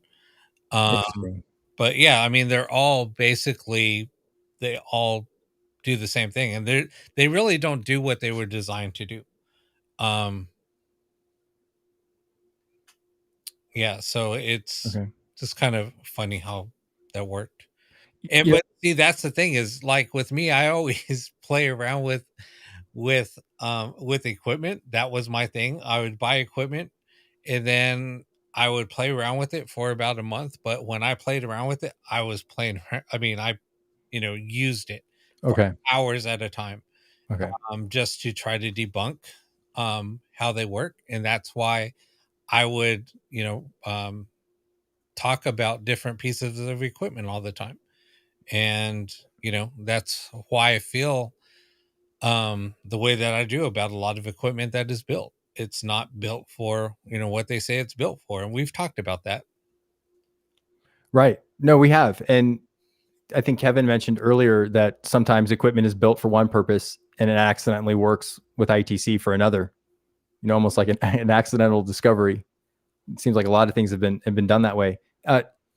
Carl brought up a good point. He said, whatever device we choose to use, and we've talked about intent or manifestation, spirit will learn to use it along with us. So that Carl brings up that point, and we've talked about that, the intent and manifestation into using a particular device. Can that just work? I'll just say whoever we're talking to, can they use anything? Doesn't matter. I mean, even though we talked about word generation right now, and we're just kind of kicking around the idea, is anything viable? I mean, sticking a knife into an electrical socket, don't do that. But I mean, is that, voltage going to be enough to create, pressure in a room, or, some situation where communication proliferates? Yeah. I don't know. It's really hard to say. I think a lot of it has to do with, there's a lot of variables involved with a lot of stuff. Oh, cool. Petey got in contact with Katie. There you go. There you go. Yeah. Petey, start there. There you go. Perfect. Look how that worked out. I don't have to send him an email anymore. I was looking forward to typing up a little email.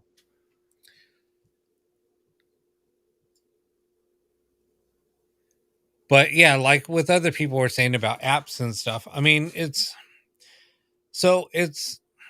the thing. Here's my feeling about apps, especially with banks. So if you work with an app that has banks, okay, they're pre-recorded audio files. That's like going out and buying a CD. You go out and buy the newest Joshua Sean CD that has 12 tracks on it, and you play it, and you're expecting a 13th track to show up. That doesn't exist. We're so old, you assumed I made an album. Most people don't make albums anymore. Well, I mean, 12 tracks. I'm, I'm just teasing. We still so, talking so album definition. but you know what I mean? So Right. it's like, you're going to hear the same banks that are being on those. And trust me, I can sit here. I mean, I could turn on an app right now, and um I mean, a lot of people say, well, I've had great success with certain apps. I download that app, I play with it, and I'm like, I don't get anything out of it. Um, Right. and but yet in the same session that I'm doing, I'm getting, different people's, you know, uh, loved ones coming through.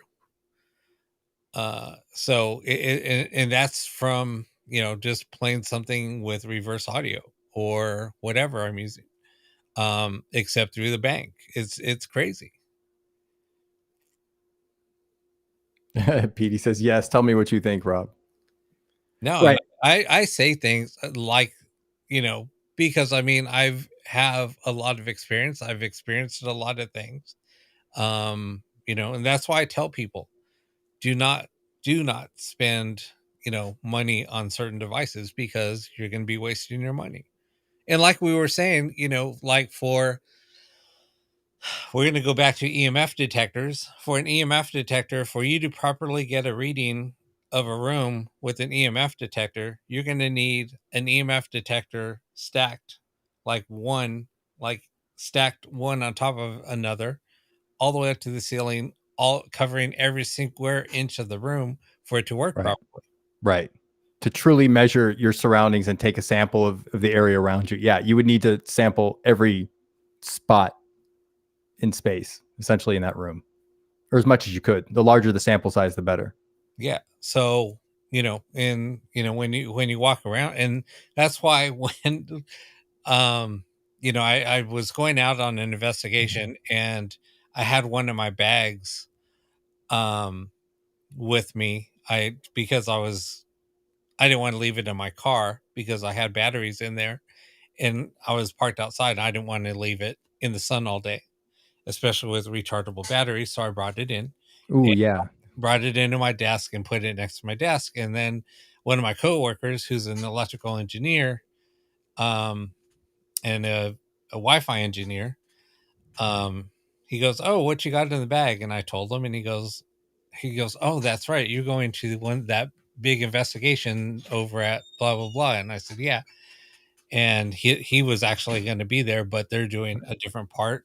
He was at a mission, so I pulled it out, and he was like, "Oh, let me check it out." So he took it into his office, and he pulled out some of the equipment, and he goes, "So are you looking um for faulty wiring?"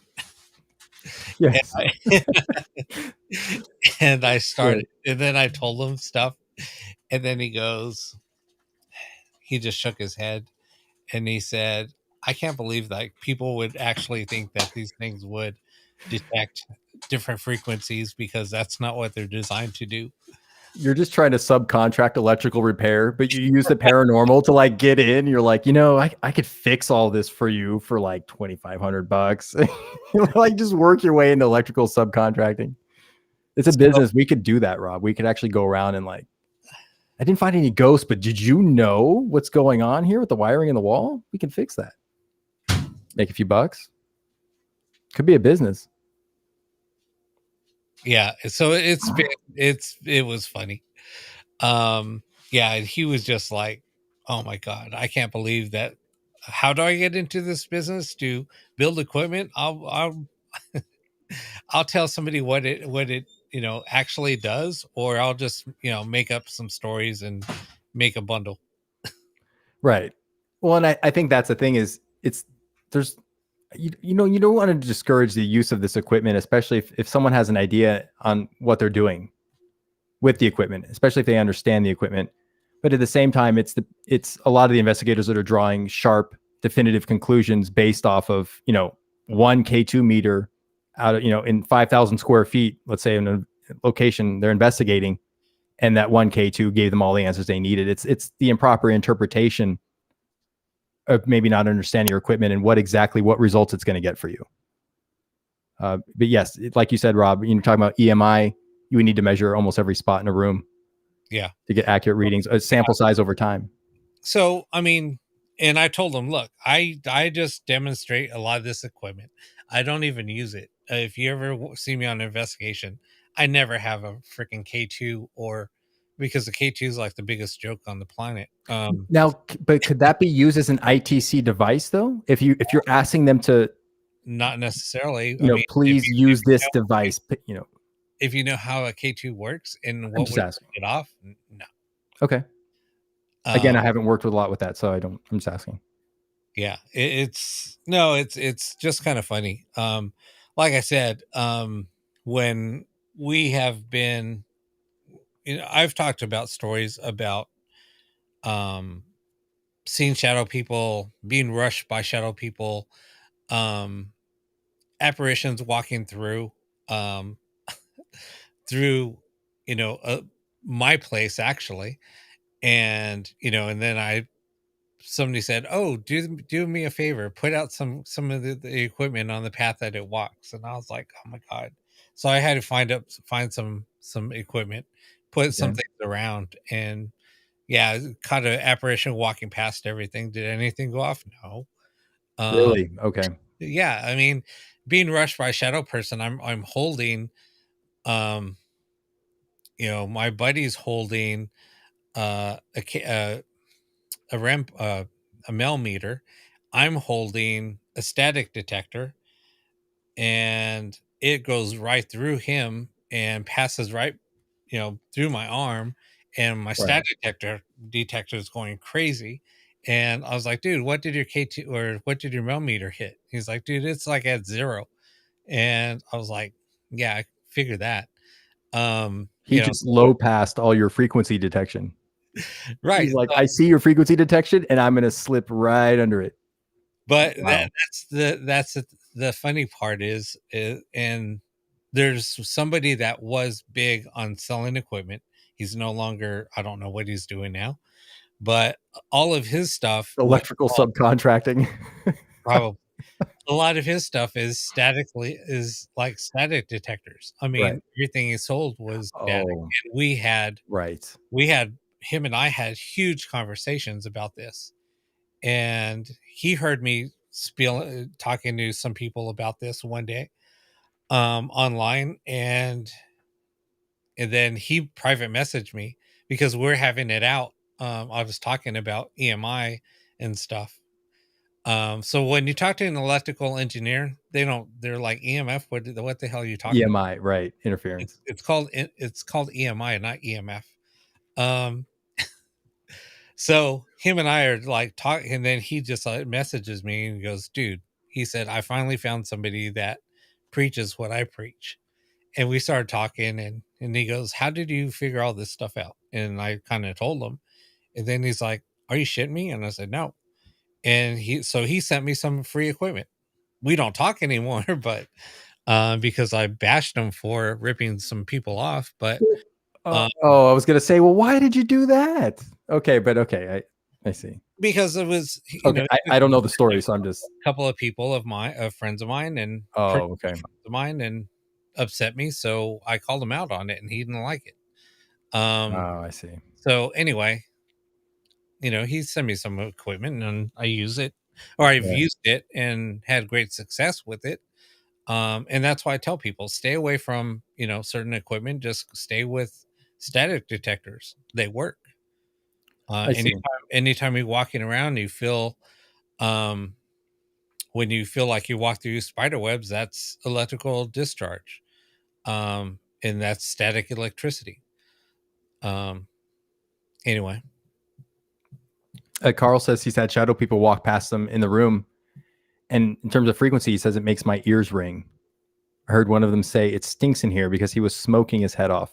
I'm terribly sorry, I say. Wow. Interesting. Yeah, the But see, here's the thing, Kevin. Okay, so here's another thing, and we've talked about this. Oh my God, we've talked about this, and nobody wants to. There's a lot of people out there that are builders. Oh, They don't want to talk about give the SLS any bad publicity because they make money off of those, so they won't say anything. They just bite their lip. But the way that the kinetic cameras are so flawed, and that's why they were discontinued. But that's why they never took off. But if you ever read the SDK for the cameras, they're supposed to be set up in a static position in a large room, and they will tell you that you will get false positives when it's in close proximity with the object, or if it's being moved around, and it yes. can't calibrate properly. So because it uses a grid, now if the grid moves and it has to recalibrate, and it takes a while for it to recalibrate, Okay. you're going to Okay. get false positives because you're moving the camera around and it's not calibrating. I see. Okay. Yeah, so that's what gives off the false positives, and it creates a stick figure. Yeah, because it's not being calibrated properly. And when you focus in, like I could take one right now and focus it in on my camera, and it'll draw out a stick figure. Because it's trying to calibrate. So it's seeing the first object that it sees, it's going to think it's something, and it starts drawing a figure because the camera's trying to recalibrate. Okay. Now, And that's how it works. But people don't realize that you can get Snapchat and do the same exact thing you can with or any Snapchat especially, and use that as a SLS camera, and it does the same exact thing because the way that the software mapping works. It'll draw whatever filter you're using. Instead of a stick figure, it'll draw the filter. So is there any possible way? I mean, you've seen, teams on television, and obviously we talk about television production and how a lot of it's faked or scripted, but there are situations where a lot of teams that are, on TV and not on TV, they swear by these things, and they'll say, well, not only did we map something, we got an EVP at the same time, and the person sitting on the bed felt a presence or a cold chill around them. So, I mean, is there any possibility, spirit or whoever we're communicating with or interacting with, is there any possible way they can use these or manipulate them to some degree? I'm asking the tough question here. Is it possible? I've stopped building them because I felt bad. I actually have one, and I asked somebody if they wanted it. It actually has a 10-inch display, because I built like 5 of them. Okay. And I sold them for, I don't know, it was like at that time they were selling for a lot. I think I got $450 for each of the ones that I sold. Yeah, because I mean everybody wanted them, and they were hard to get. I mean, just because, so everybody jumped on that bandwagon Right. early, and then a lot of those early adopters kind of said, you know what, screw this, because it was more of a pain in the butt to build them, and to order the parts for them and stuff, and because the tablet, sometimes there were certain tablets that you needed, and a lot of those tablets were flawed, so you would run into a problem with the tablet. Okay. And then trying to get that returned, and then it was a pain in the butt. But I felt bad because I felt like I'm ripping these people off, because I started reading the SDK, and I was wondering, and I could manipulate it like 100% of the time. And I went to the Omen house one day, and don't ever go there. I started laughing because I'm like, I'm waiting for it. Rob's going to say, don't go there. So I was there, and I knew it. I was like messing with people, and I was like, oh my God, these people are so dumb.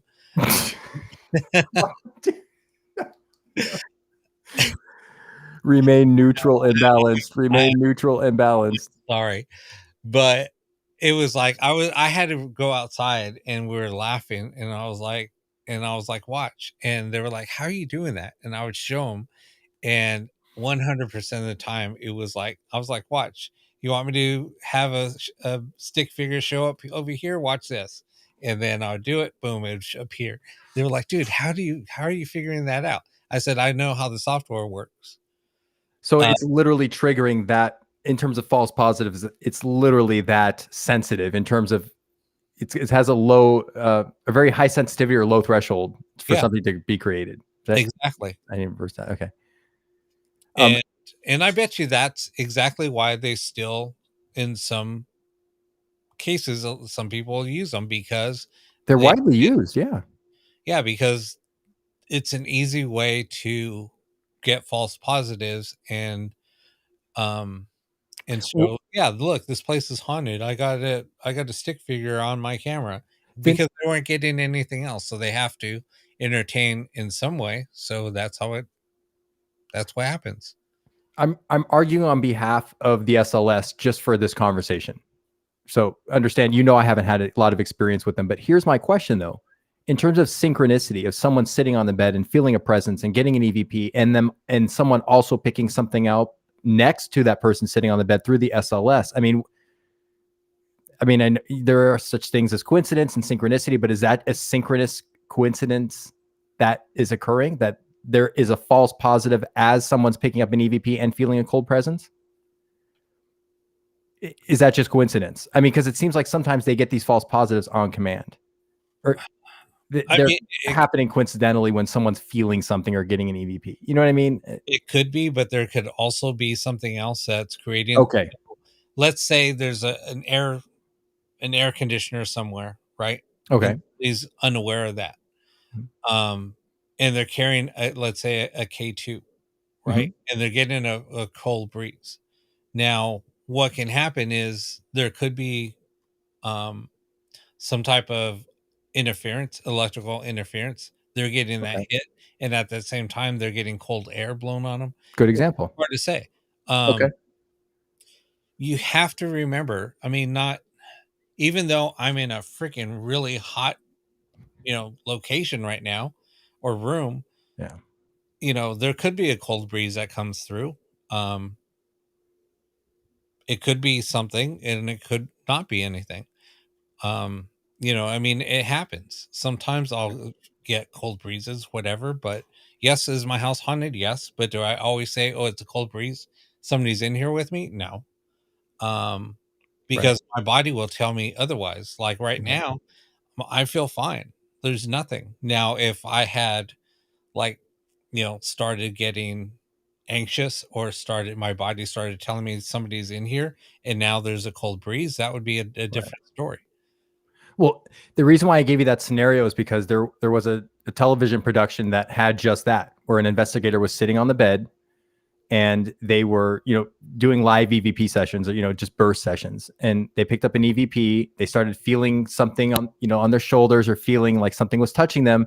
And then someone behind the camera is going, dude, I'm picking up a stick figure right behind you. And the guy on the bed's like, yeah, I'm feeling it. So I'm asking you about the situation because is that truly scripted? Is this just an absolute false positive machine, or is it possible? Is it possible something came through? I'm just asking. I know I'm driving you nuts, but is it possible something came through the SLS, and what came through the SLS that person was feeling on their shoulders? But I understand the examples you're giving me. Yeah. Unaware of a draft coming into a room, or an EMI, a fluctuation. So here's the thing. If you're using a SLS camera that is using the Microsoft, um what's it called, this, Microsoft Connect. well, yeah, but the software has a certain name. Anyway, here's the thing with that. So there's two camera views on that. You have the IR view and you have the skeleton view, or the stick figure view, right? Okay. Or it has the mapping. Now, here's the thing. If you're using an IR camera and if you're in the dark, right?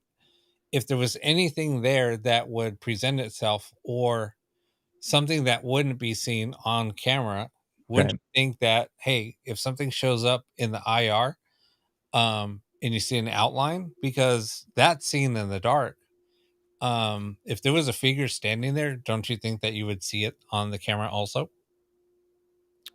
I understand I understand your question, or the point you're trying to make. The biggest Rhetorical thing question. Yeah. the biggest thing would be like, I'd be more impressed seeing something on the IR camera than I would as a stick figure. Now, when people start saying, "Oh, look, it's raising its hand," when you Carl brought that up. yeah, and that's what I saw. You can't hold that thing perfectly still. The human body, when you breathe, you move. You have these micro movements all the time.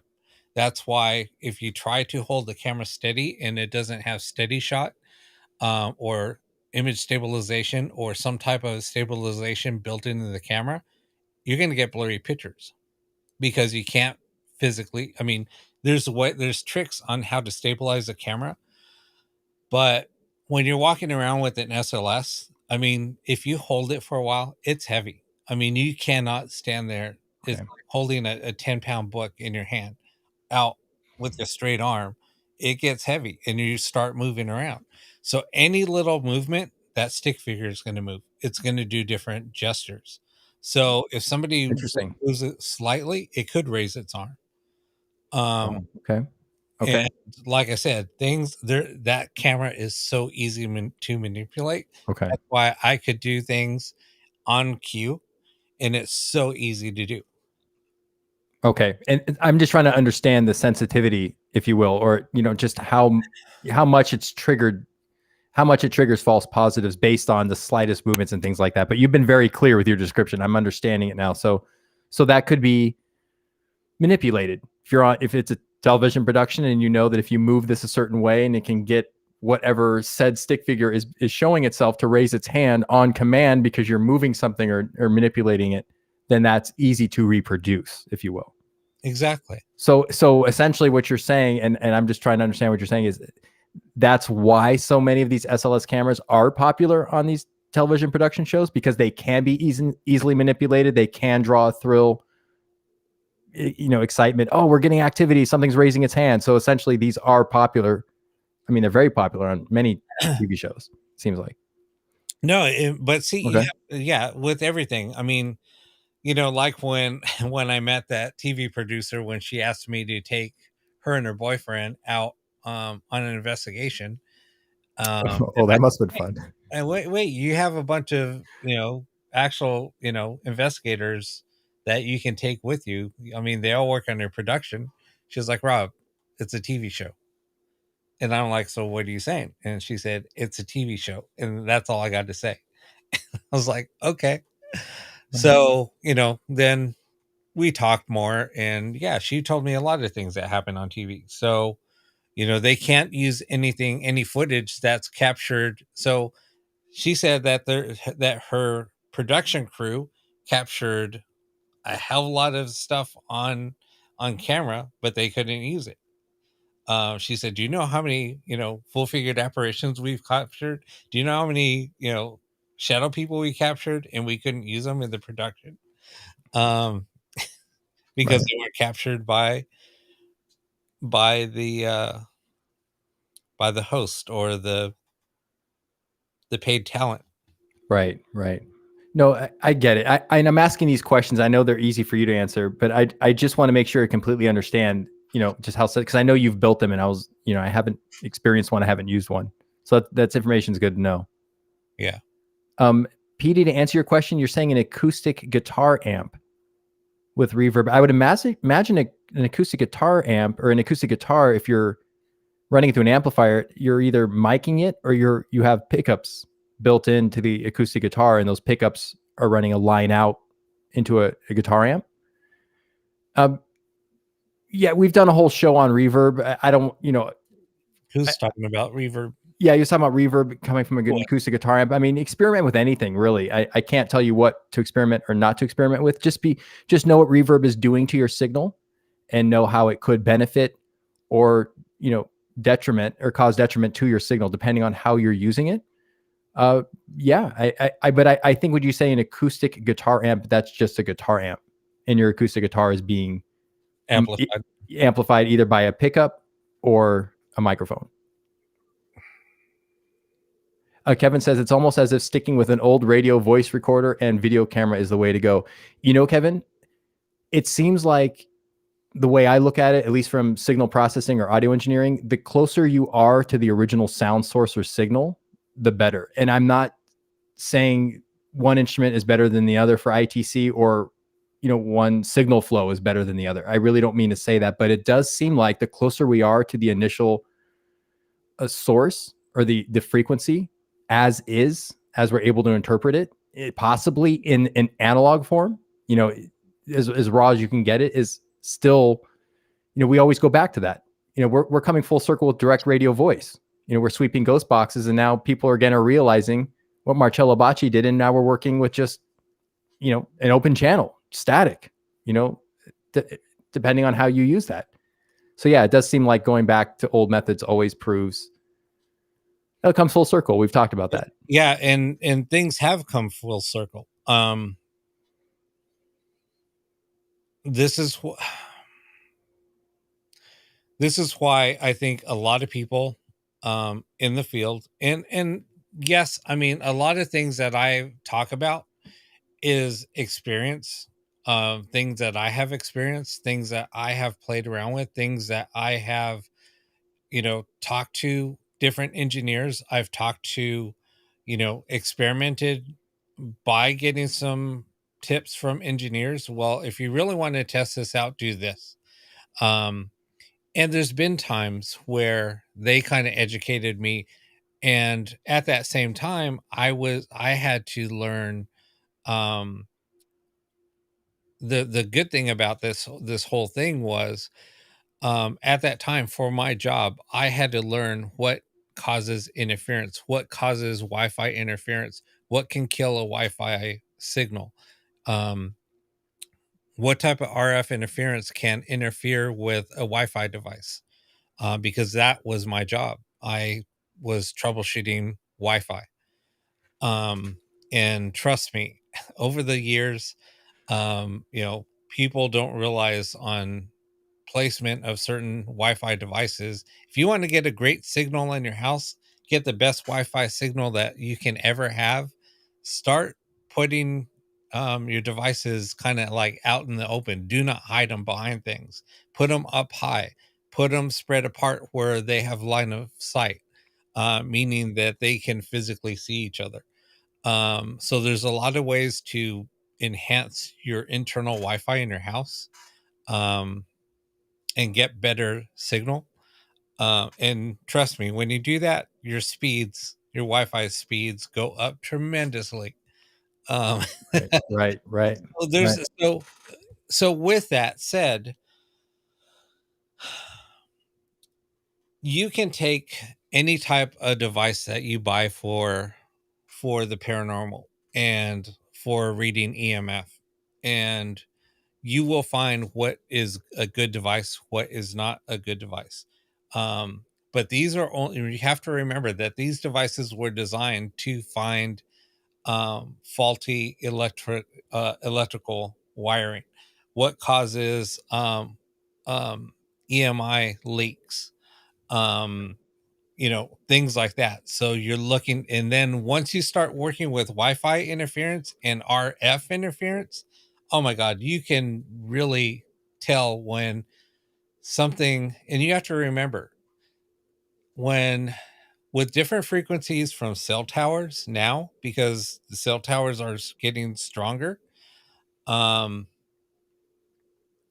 you have to remember how many, there's a Wi-Fi map app for your for any phone that also can give you false positives if you look, because I remember that there was this one location that I would go to, the nearest cell tower was like 2 miles away, maybe Right. 3 miles away. Mm-hmm. I went back to that same location fairly recently. There is 5 Wi-Fi or cell towers within a quarter mile to half mile away from that Right. location. Yeah. And now people are reporting a lot of activity because all their devices are getting hit like crazy. Right. And they've never used to do that before in that location. Right. So there's a lot of things that people need to um, yeah, there's a lot of things that you have to take into consideration. Yes, Right. am I a skeptic with the paranormal? Yes, um I'm also a believer, and also I'm just trying to educate people. I'm not bashing people what they buy and what to use, what not to use, but I'm trying to explain on be aware of your surroundings, be aware of the equipment that you're using and what it was designed for. Right. There's no devices out there that are built that can detect ghosts. We It's a we very good point. we were ghosts. We don't even know if a ghost exists.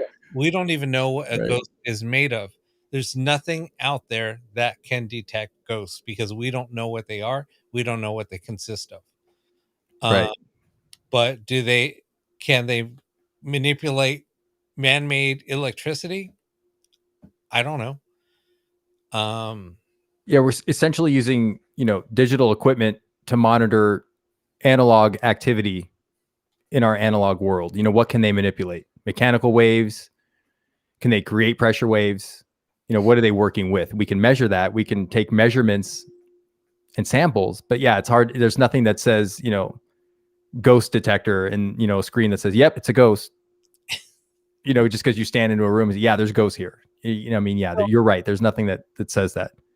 So if you think about it, us as humans, what do we do when we're kids? We would run Thanks, Kevin. around. We would run around, rub our feet on the carpet and run and touch somebody to shock them. Static. Yeah. Static electricity. So, and here's the theory. Okay, if we can do this as humans, create static electricity, then when we carry around a static detector, isn't that weird how a static detector starts going off when we start feeling like we're walking through spider webs, and all of a sudden now we get the chills and the static detector is going crazy. Right. And that same thing that's making your hair stand up and makes you feel like you got goosebumps, that's static electricity. What's causing that static electricity?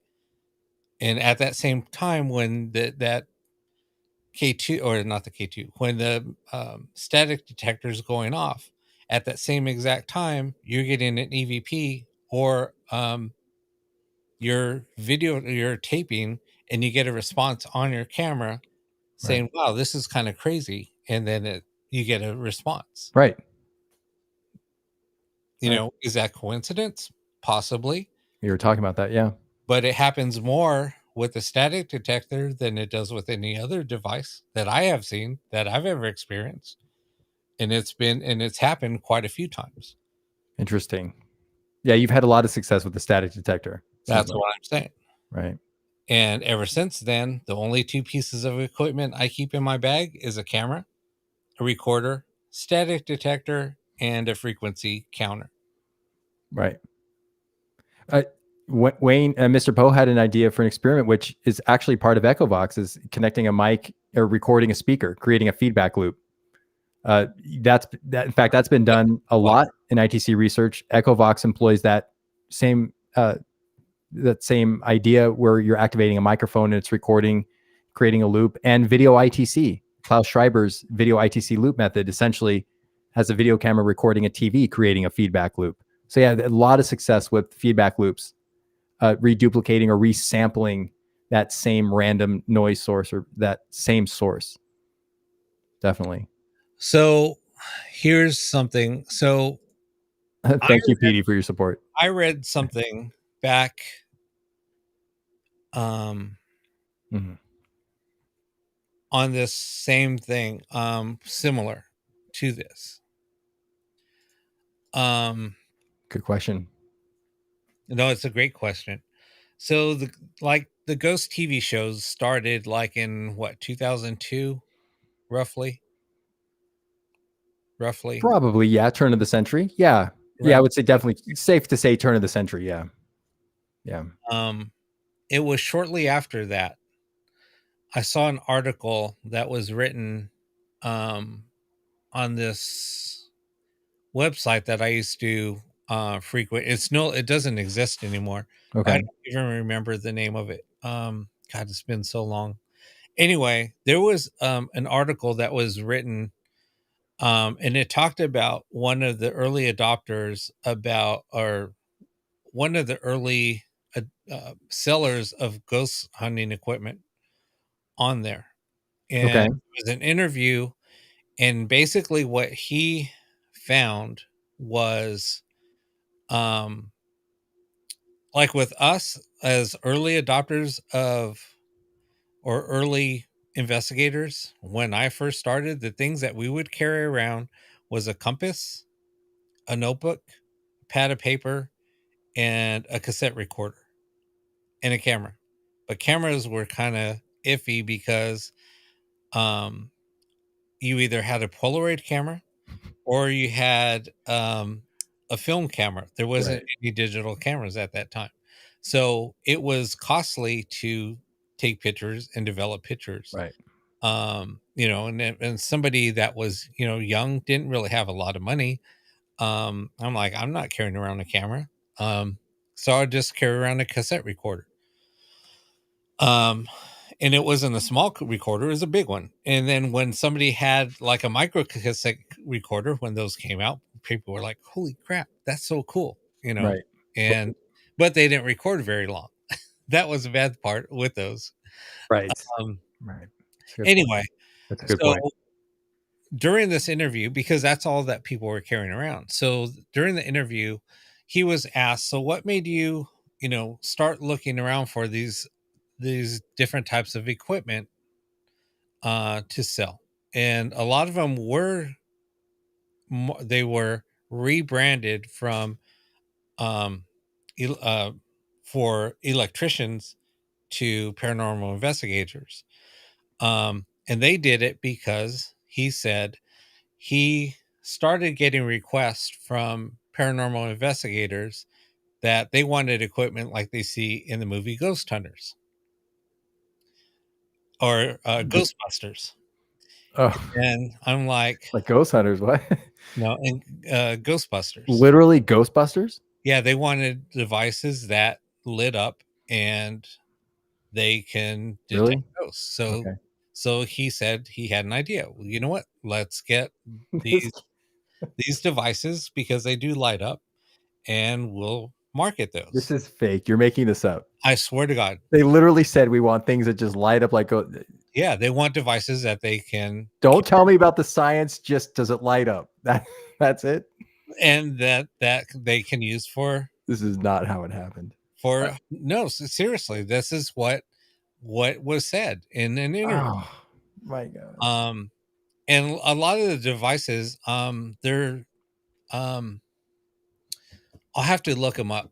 A lot of them were analog, so they just had like they made sound, they lit up like the displays would light up Right, and the right. control would move. So they were all analog. They Oh weren't my digital at the gosh. time. Some of them just had red lights. There still wasn't the K2. K2 came around probably about 2002, 2004, or I don't remember exactly when. So It was in the mid 2000s. okay. Now everything's making sense. Because Rob, for years there were groups that would contact you or investigative groups, and you'd ask them, if you're giving them advice or they're going to location, you were talking with them about it, and they're like, okay, well, we're going to put the K2s in this room. We're going to use the SLS camera here. You're just like, what are you doing? Like nothing you're using it's going to either produce false positives or it's just blinking lights and funny sounds. Yeah. So No, now I'm understanding your frustration all these years when, I didn't understand it. I hadn't used this equipment, but I get what you're saying. I just can't believe someone asked for something that just lights up. well, that's what a lot of the requests were coming in. Wow. That so he said, "Hey, I got an idea," and that's where Yeah. a lot of the equipment came from. But Wow. if you think about it, a compass, what does so magnetic? So But one of the biggest sellers still back then was a tri-field meter. Yes, I know. Those I've seen in person, the natural EM meters Yeah. and the But tri-field. You're right. but here's the thing with those. Mhm. You cannot, they're not made to be held. Okay. You have to line them up on an axis, and that's why you would need a Hey, Deb. compass to get it aligned right, because it has to point north, and it has to point in a certain direction. If you look at the manual on how to handle it, there's certain ways to do it. Okay. So see, there's a lot of things that people don't understand, or they don't read, or they don't research. And that's why it's just frustrating to see somebody carrying around a device that isn't meant to be held. Right. Well, now I understand why a lot of those people don't watch our show or listen to us, because we're not sugarcoating. Well, at least you're not. You have most experience with these devices, but there's nothing sugarcoated here. This is how the device works. This is how easy you can get a false positive. Someone who knows nothing about this equipment can just pick it up and go, "Oh my gosh, I'm already getting a ghost." And it's just because this equipment is very sensitive. It's not being used properly or set up properly. So it's not just about taking measurements during investigations, but it's how to learn the equipment you're using, if it's, again, valid or not, but essentially how to use it and then how to interpret those results. And part of the interpretation is, are these false positives, or are we actually getting some type of activity through whatever you're using? So there's a big gap between the desire to manifest an investigation to get results and to accept anything you're getting from this equipment. False positives are just automatically interpreted as a response from a ghost or communication. Exactly. But yeah, PD, I mean, a lot of people don't like me because I do speak the truth. And but yeah, I don't sugarcoat anything, because you can ask anybody. You can ask Josh. I had bags and bags and bags of equipment. Yeah. Did I ever break out any of that equipment? Usually not. But I had it. Right. Oh, it was there. No, you had everything. At one point or another, I've seen you with everything. I mean, yeah, like we talked about the Rod of diodes. We talked about, everything. Yeah, I mean, I've had SLS cameras. I mean, not SLS, FLIR cameras. I was with you when you used the FLIR. Yeah. I've had just about. I've caught things on the FLIR. I'm not going to lie with that. But I mean, and I've captured, apparitions. I've never captured an apparition at night. Never captured an apparition on an IR camera.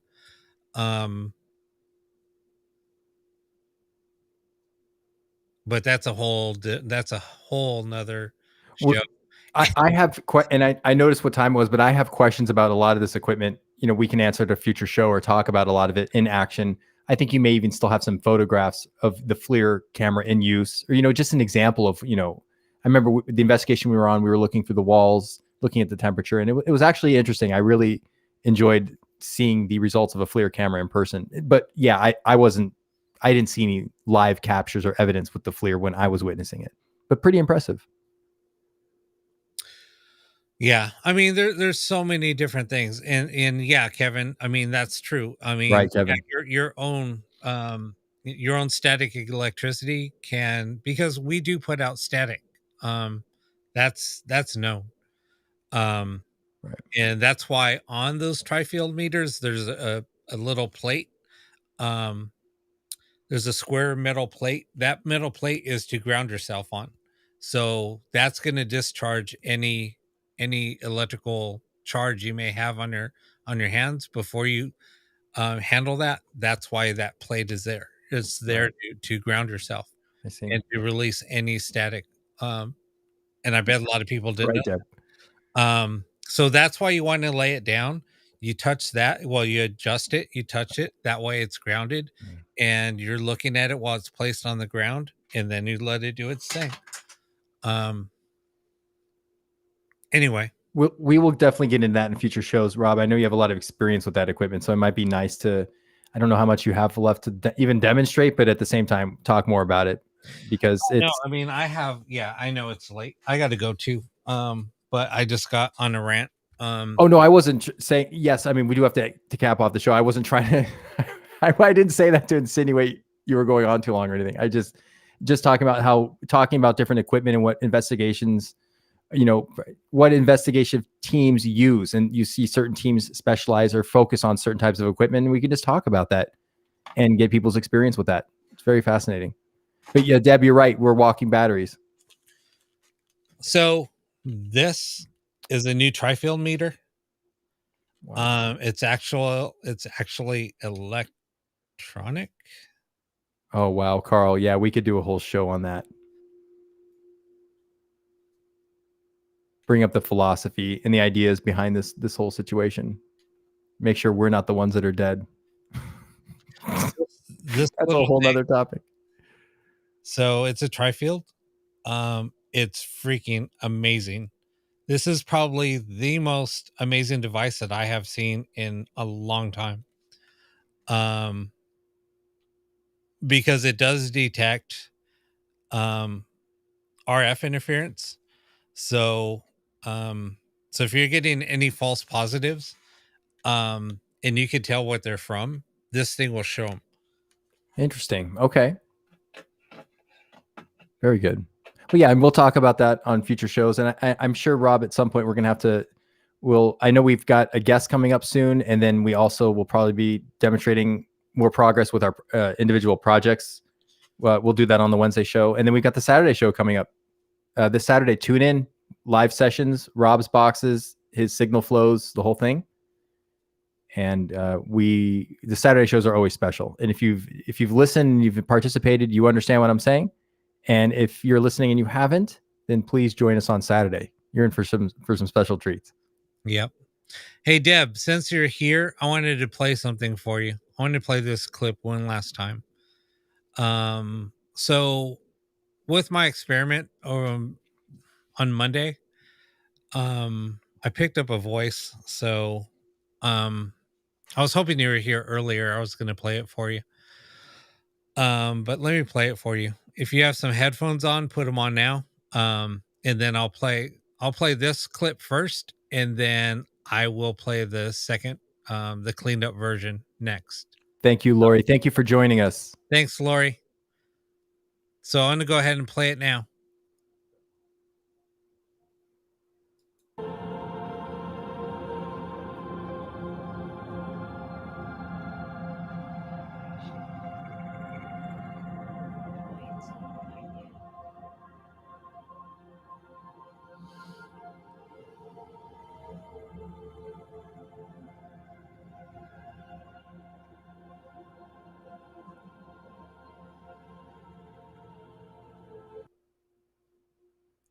All right. So did you hear anything during that? Are you going to play the cleaned up version? Yeah. Okay. Petey, I will. And Kevin, thank you for listening and thank you for your time. Here's a cleaned up. Vibration. Toys not right yet.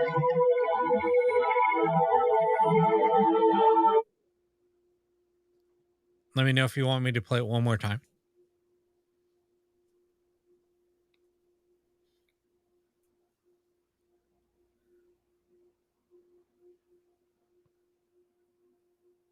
Dude, do you hear that? What? I'll play it one more time.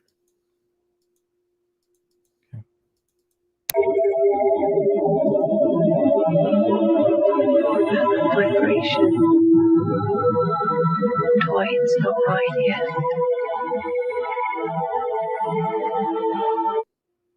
All right. What the hell is Yeah, Kanga can hear the pulsing from the generator. What are you listening to? Or what are you hearing? that? Deb hears vibration. Why it is so bright here. It says because I've listened to it now a few times. It says, "Tell me about the vibration, and why is it not right yet?" I think they're picking on Rob too. Like, why haven't you fixed this or gotten it right yet? I like to think that they're picking on Rob. Always criticizing Rob. The fuck is that? Yes, Mr. Poe. I thought is there a British accent there or some type of accent? It sounded. It does sound like she does have an accent, right? Of some sort. Wow, it's fascinating. I don't know what you're hearing, Rob. I'm hearing. There's a faint, low sound. It's almost like a pulsing.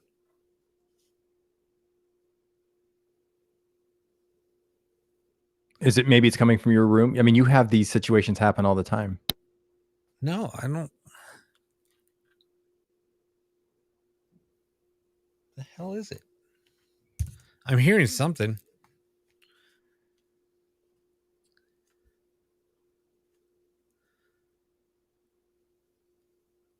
And I have a condenser microphone, so if it was on my end, it would be, I mean, it would be picking up something, but it's dead quiet. In fact, you can see behind me the leaves moving in the wind a little bit, but there's nothing.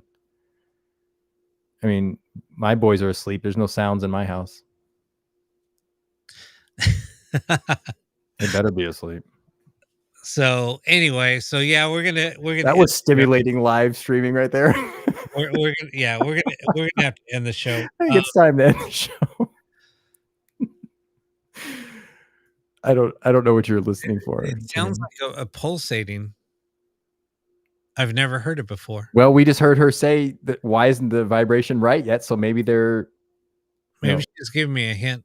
Right. What I need to work on. I don't know. Like a tuning fork. Kind of.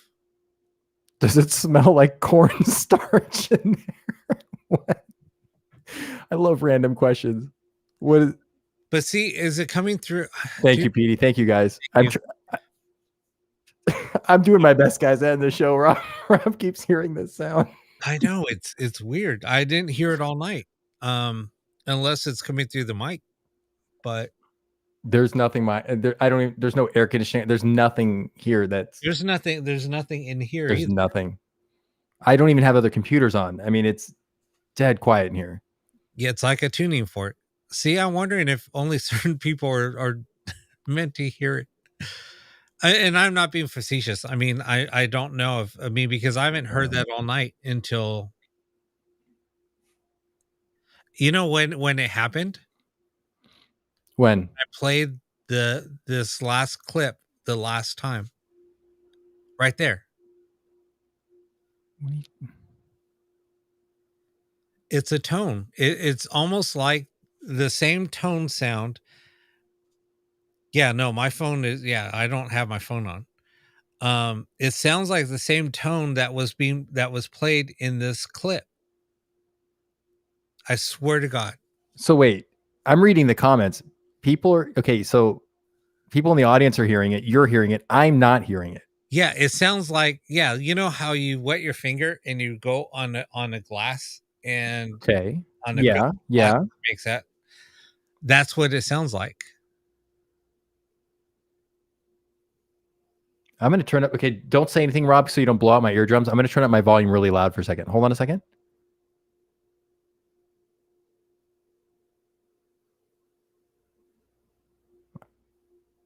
I hear my mic pre-noise. It's nothing. I'm not hearing anything. It sounds. Let me play this really quick. It sounds like this, like that.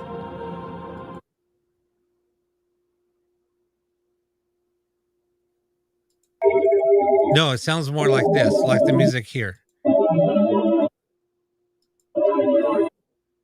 Vibration. Why it's not right yet. It sounds like that.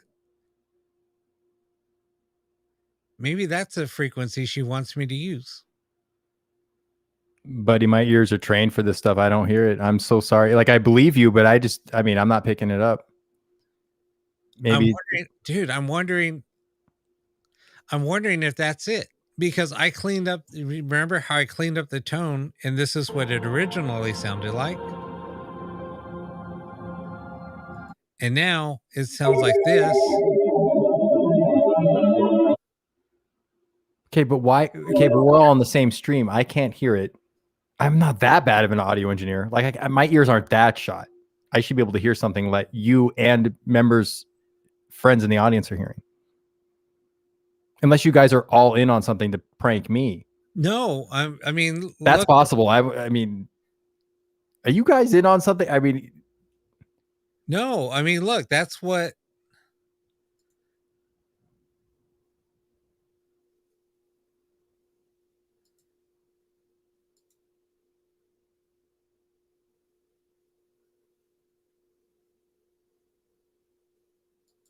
this is, I mean, Wait, because you fool with me sometimes. I'm not joking. I'm being totally honest right now.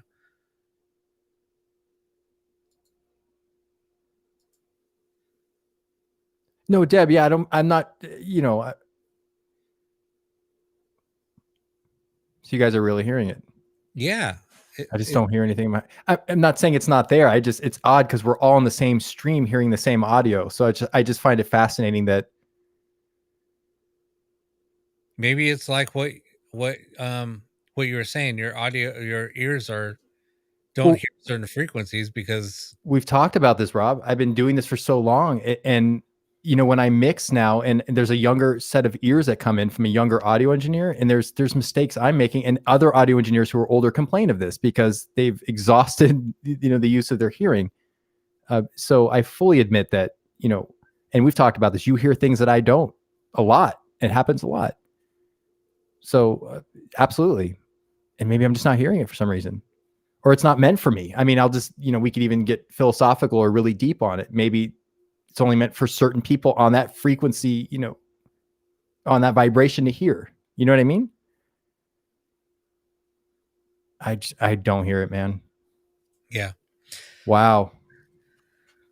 All right. Okay, guys, we're calling it a night, but thank you for watching, and sorry I probably pissed off a bunch of people tonight, but that's When do we not, Rob? We always do. but see, I think sometimes the truth hurts with some people. They don't like hearing certain things, but God, I wish, you know, I got to look around. I mean, I know that article that that what? Is this okay? I'm going to go back and listen to this chat. If this frequency, if you guys are hearing it, it could be on the recorded, like on the YouTube. Maybe there's something, my equipment that could be blocking it. Or, you know what I'm saying? Because I have a lot of stuff running from my microphone. It's a condenser microphone. So I'm wondering if maybe that I'm hearing my feed come back to me through my mixer. Never mind. I'm just excited to listen back to the feed and see if I hear it then. Never mind. Deb, yeah. I just don't hear it.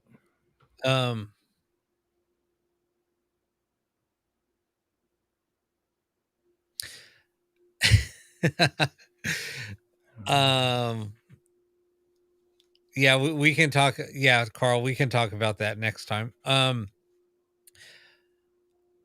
was I going to say? Oh, I got to see if I could find that article.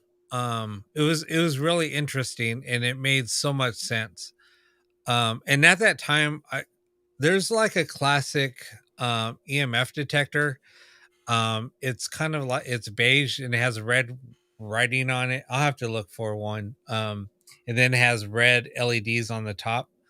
That was like one of the original devices that were sold. There was a couple of them. There wasn't a lot of devices being sold on the market at that time when I was reading this article. I remember it was just like one page. Everything was there on the page.